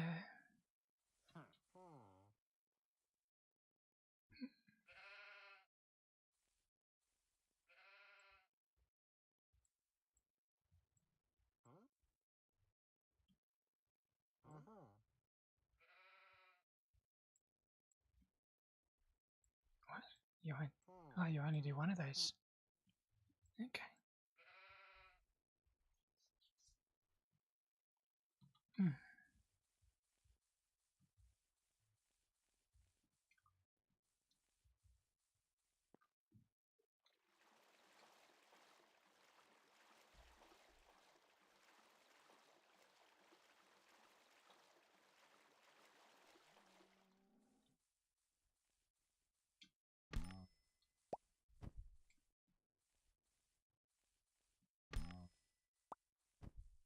There should be a third one. Here we go.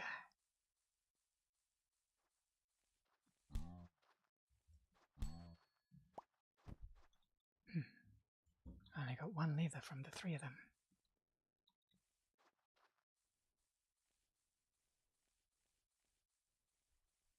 And I think I might be going the wrong way.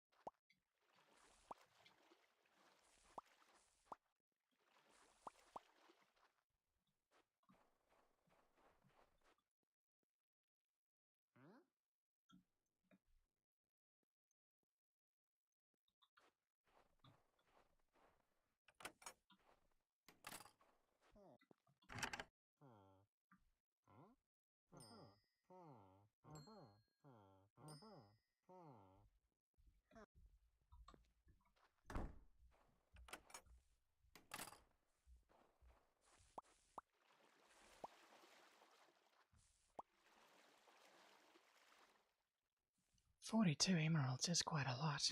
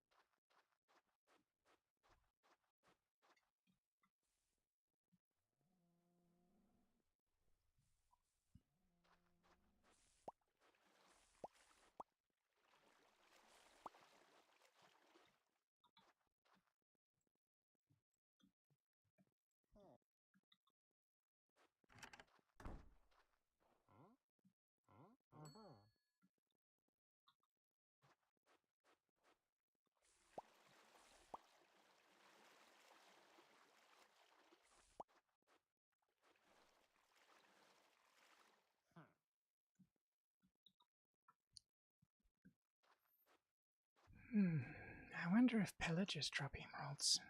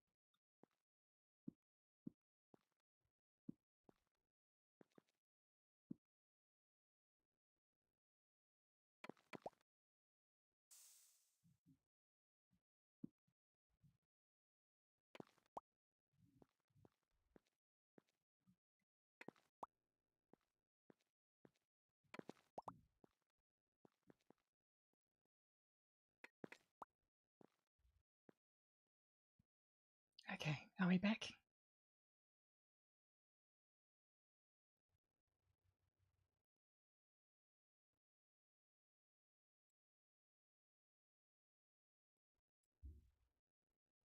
Okay, Twitch is back. YouTube.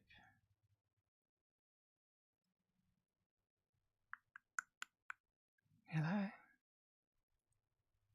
Okay, YouTube is back. Good.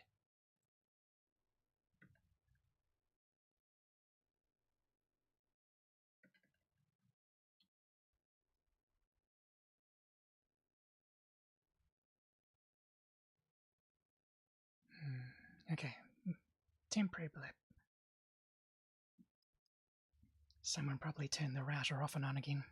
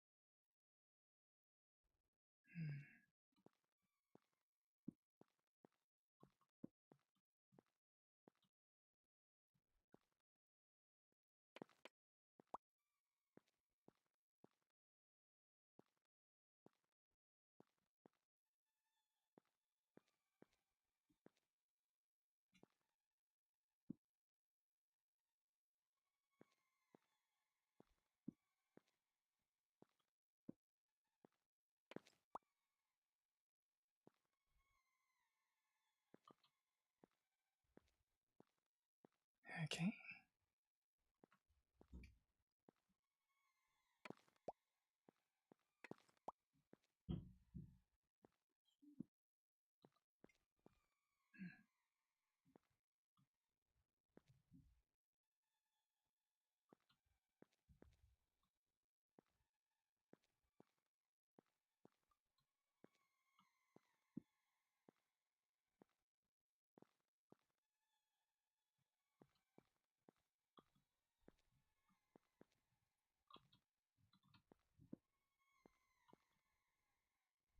Okay. Oh.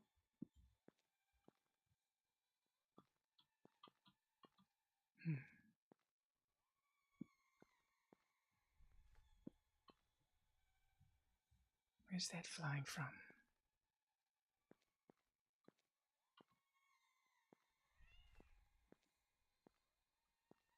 Oh, a ghast.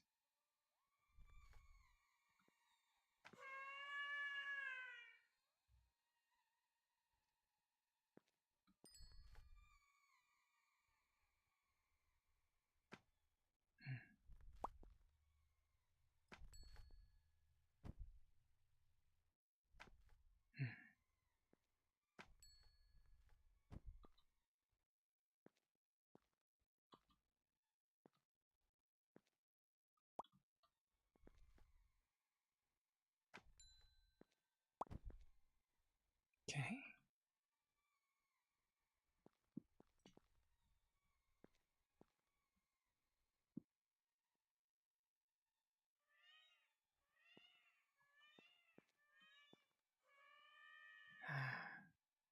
Another ghast.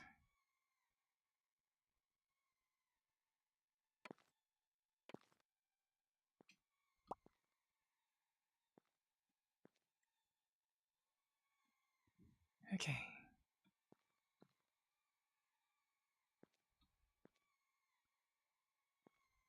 12 is a decent number. Let's find our way back.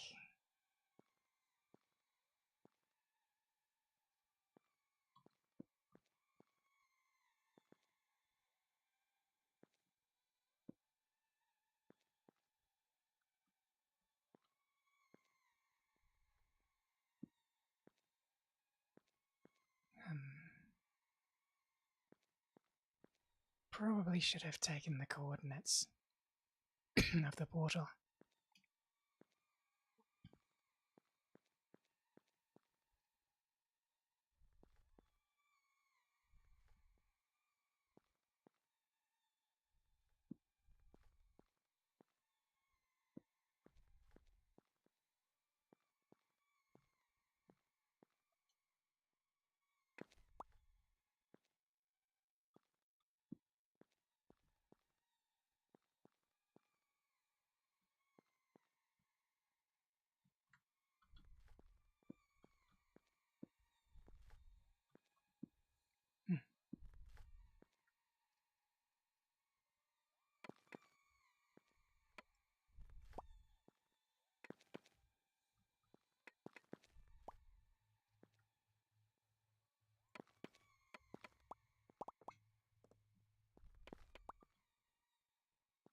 Okay.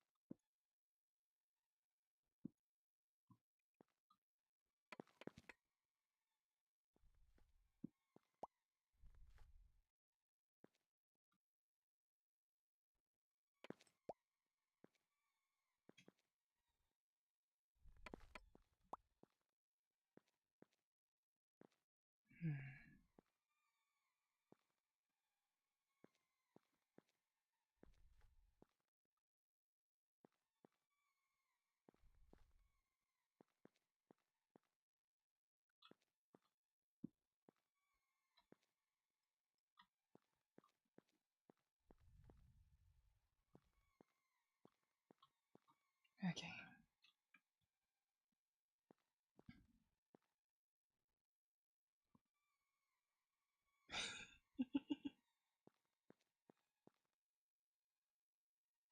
That is a very deep Y value. So let's go north and east.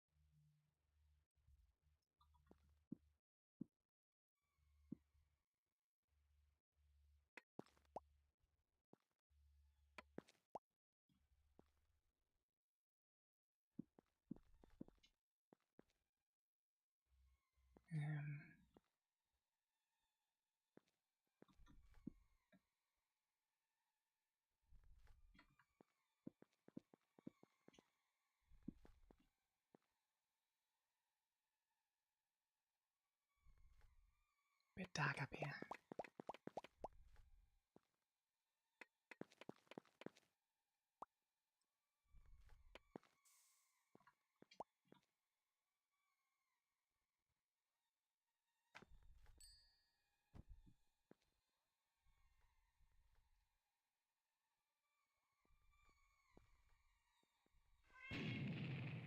What? Where are you?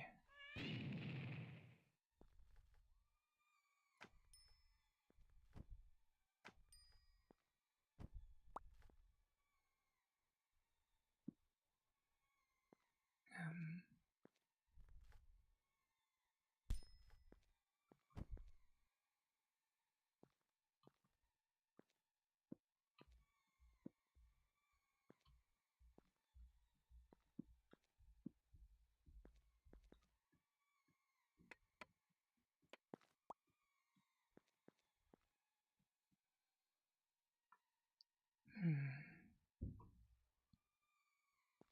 So we're roughly at the origin.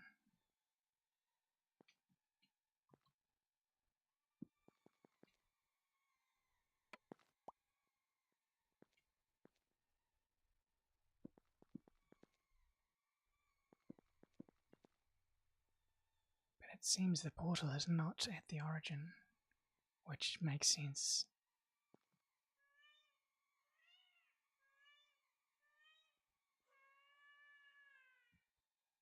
I don't know whether the scale maps the same way.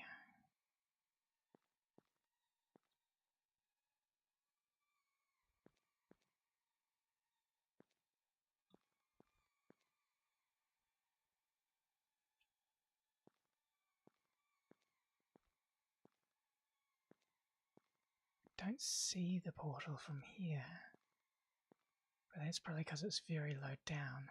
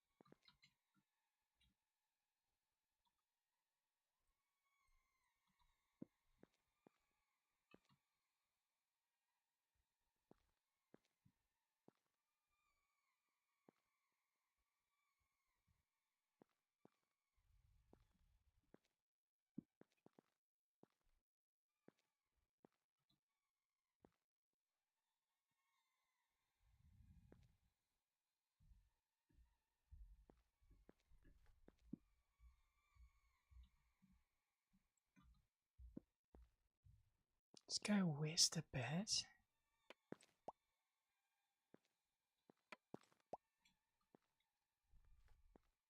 No, west is not making the number closer to 0.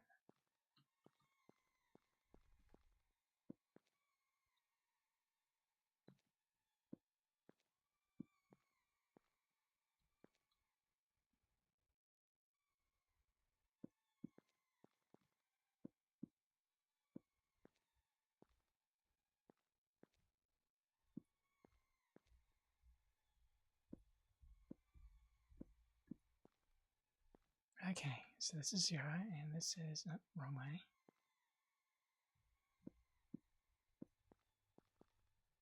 And this is 0, so this is 0, 0 right here.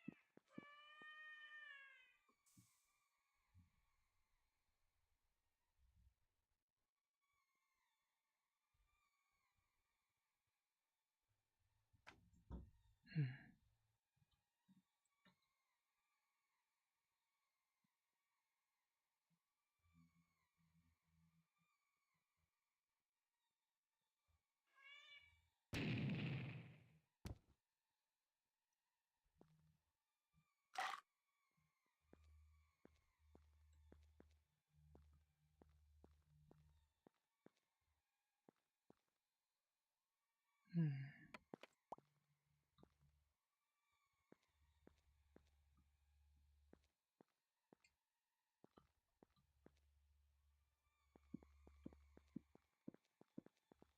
We may well be stuck here.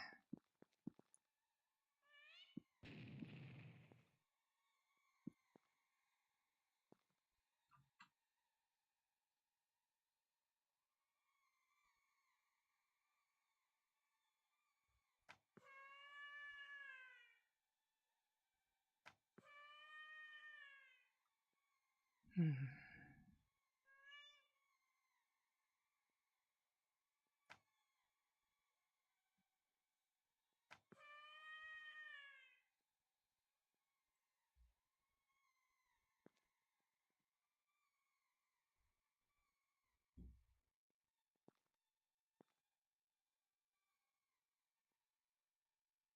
It's a lot of them.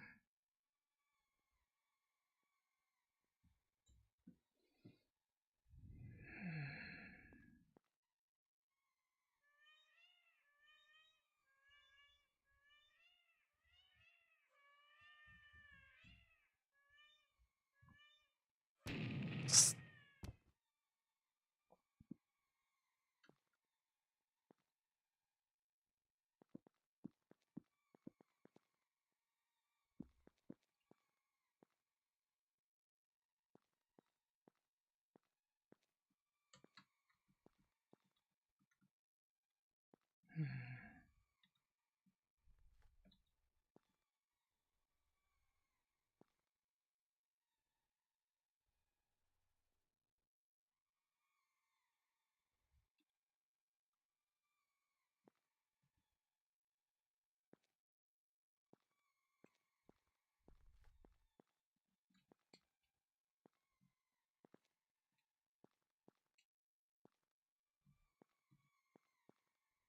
I guess we should just keep an eye out for cobblestone, because that's what we were blocking the lava with before.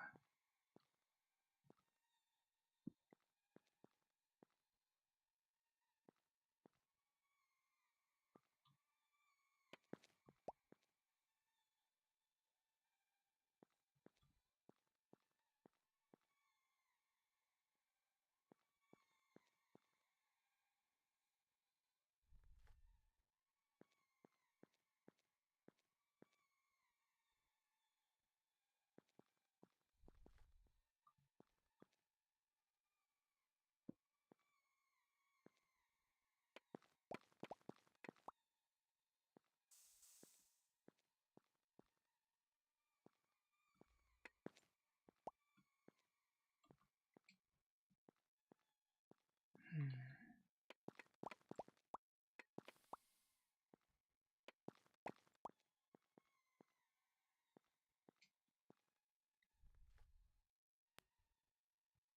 Okay, we're under a ceiling.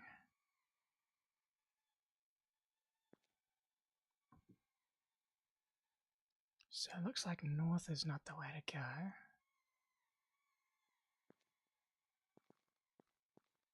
Right then.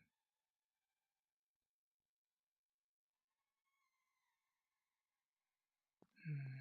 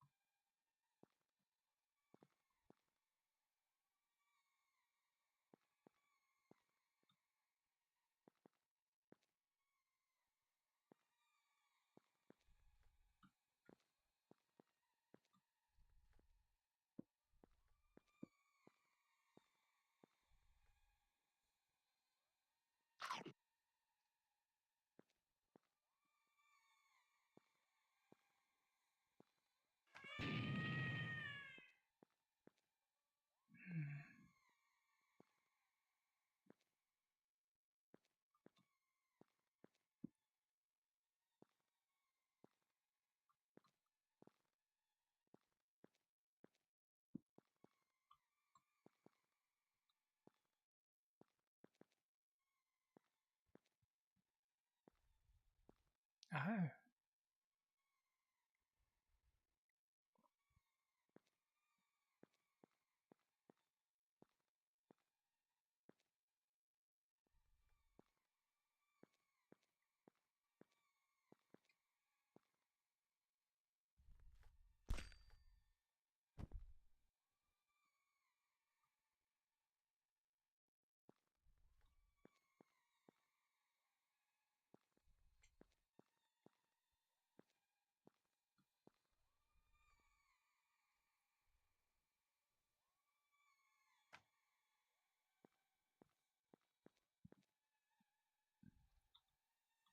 Out of arrows.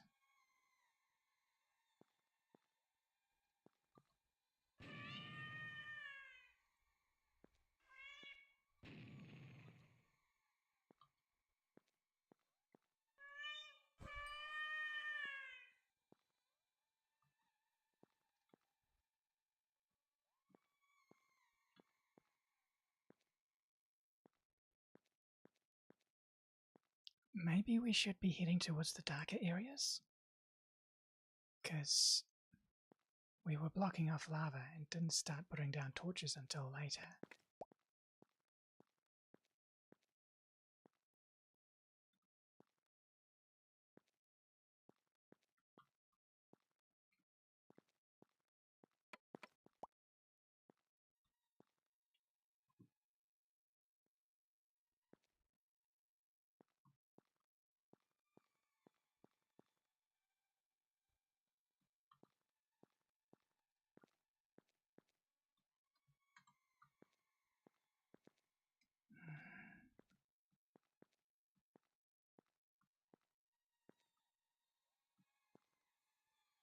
There's some darkness.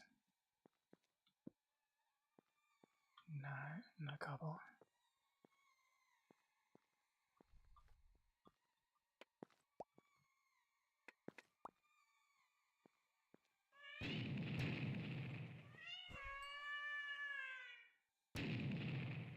Where are you?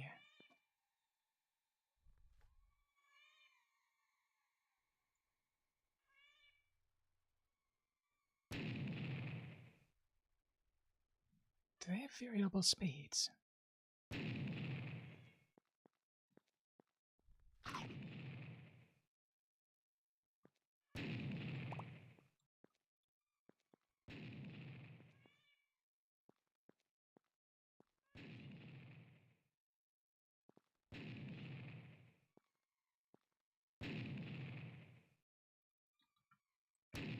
Ah!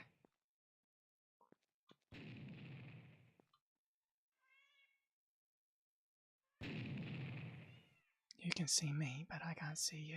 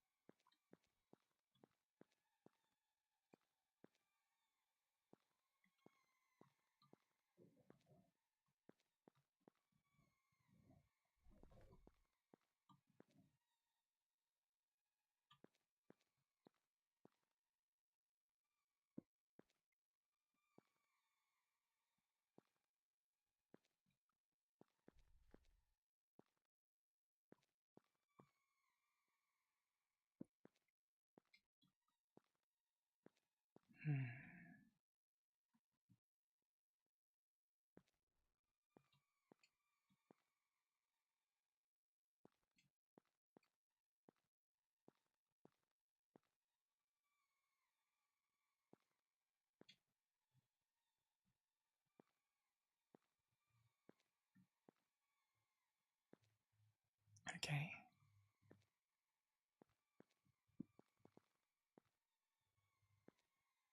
I feel like we've been here.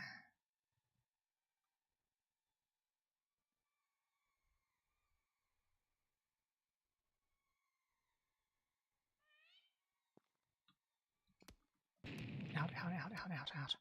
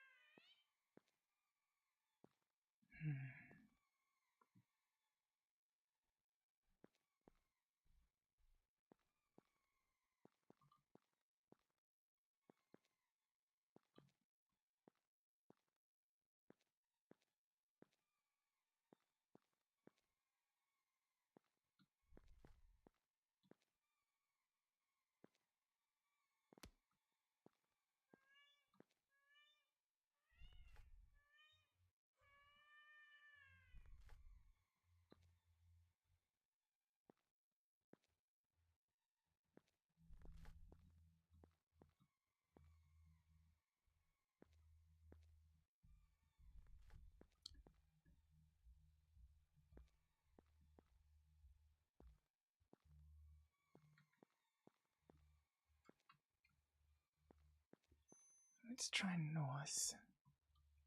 Okay, that would normally be the end of stream, but I'm in a rather precarious situation right now.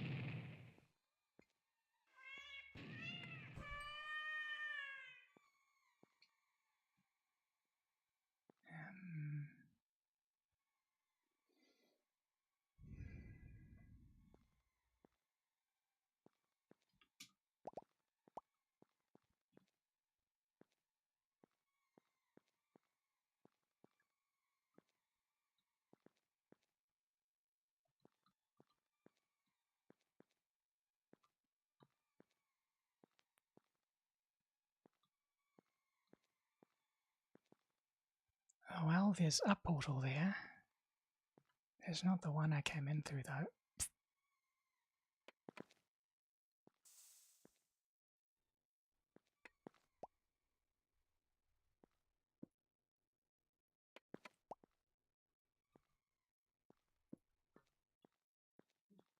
And I don't think I can get to it.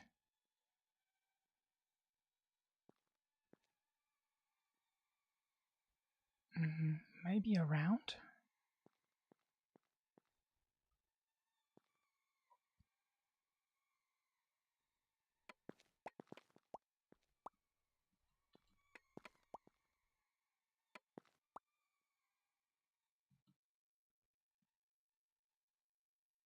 If we block off some of these lava sources.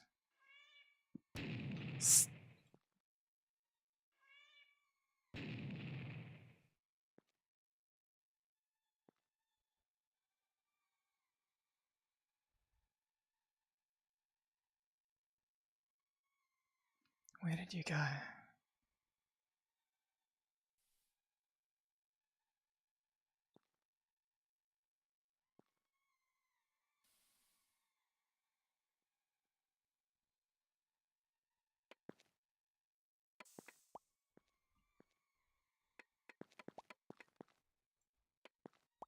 Ah!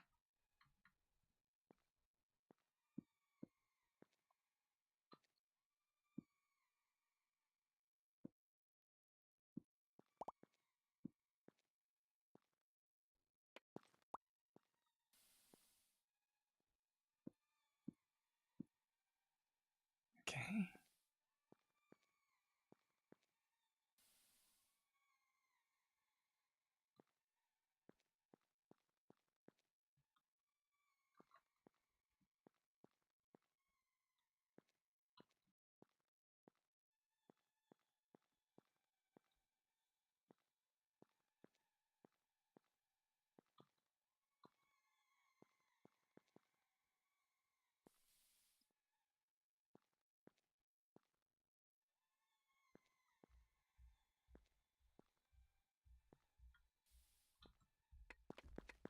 No. Pumpkin, hello. Didn't notice your comment there. I've got chat on my second monitor, which I often forget to look at. Hmm.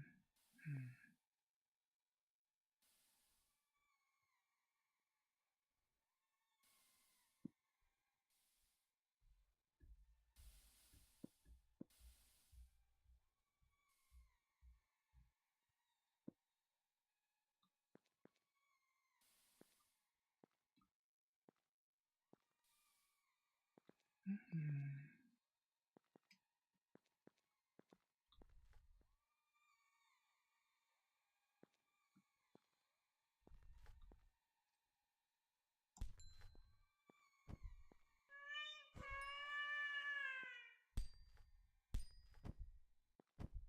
Okay.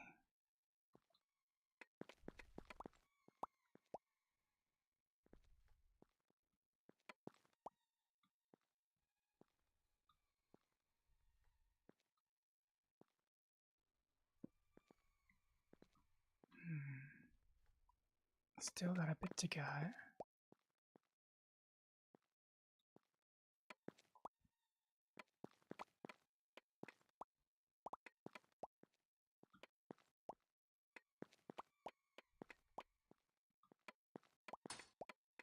Oh. That's the end of that.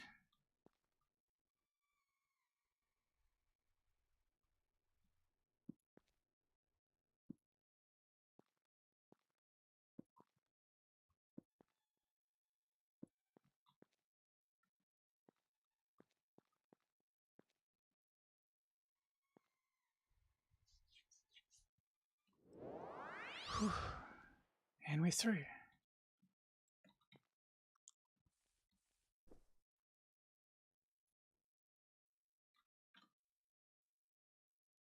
We are very far away.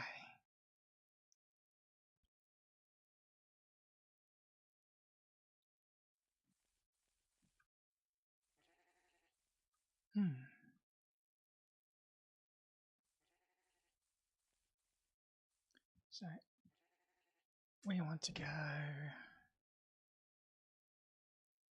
west and south.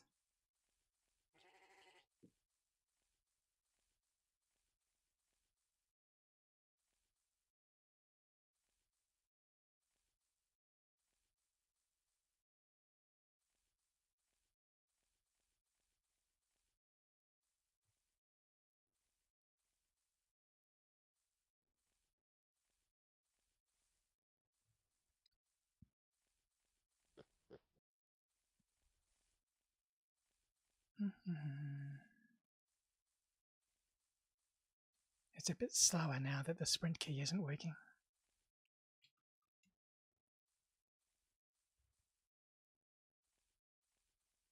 Ah, another portal.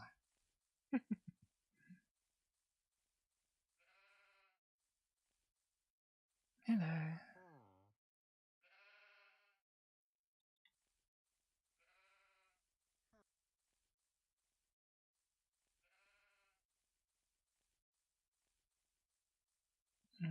This terrain makes me think there might be a river down there. Maybe? No.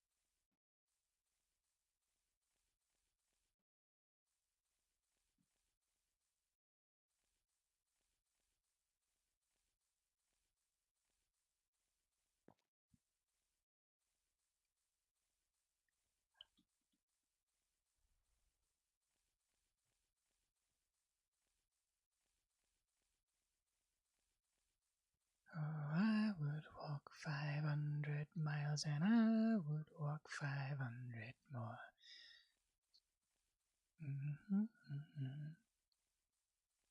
Just to be the girl to walk 1,000 miles to fall down at your door.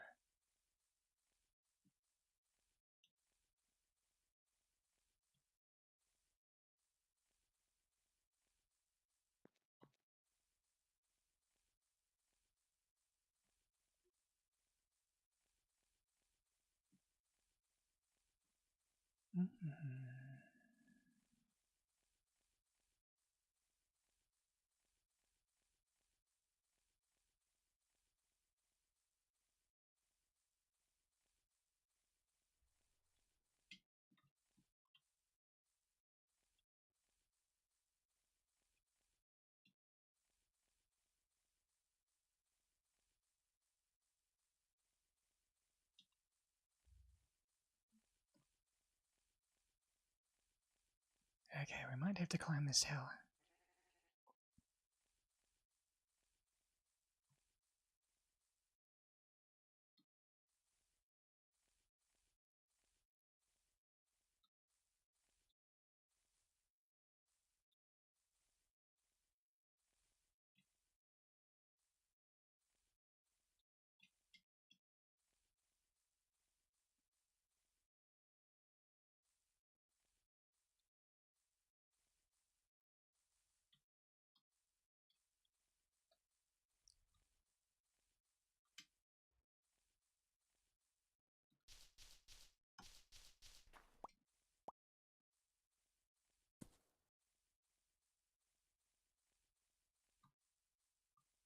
Ah, snowy biome.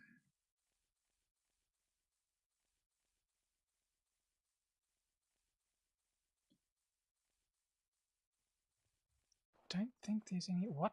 Oh, it just falls away. Okay.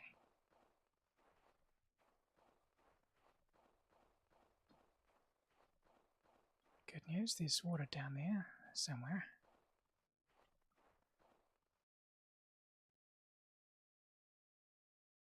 Whee!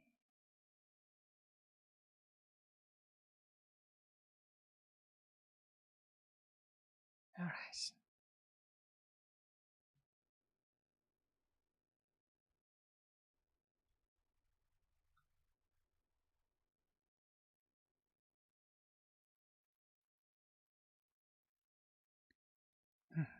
These islands look familiar.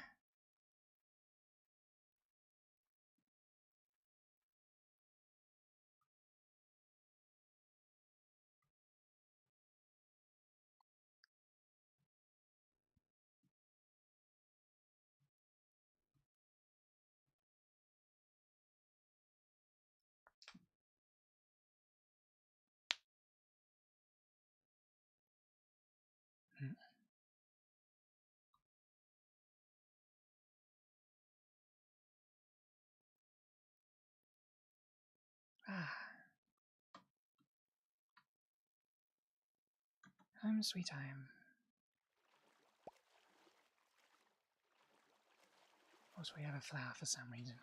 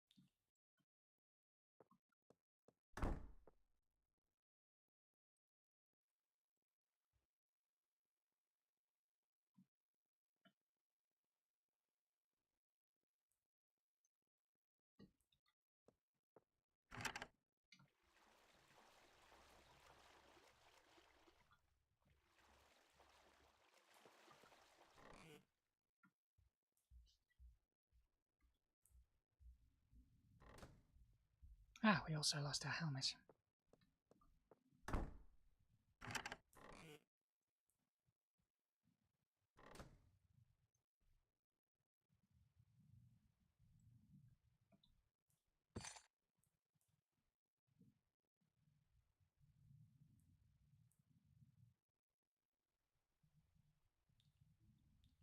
Okay.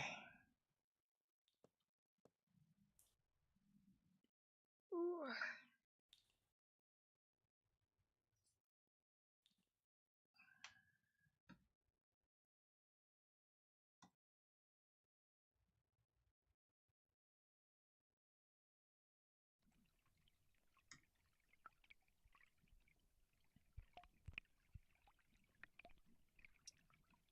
Let's see who's online to raid.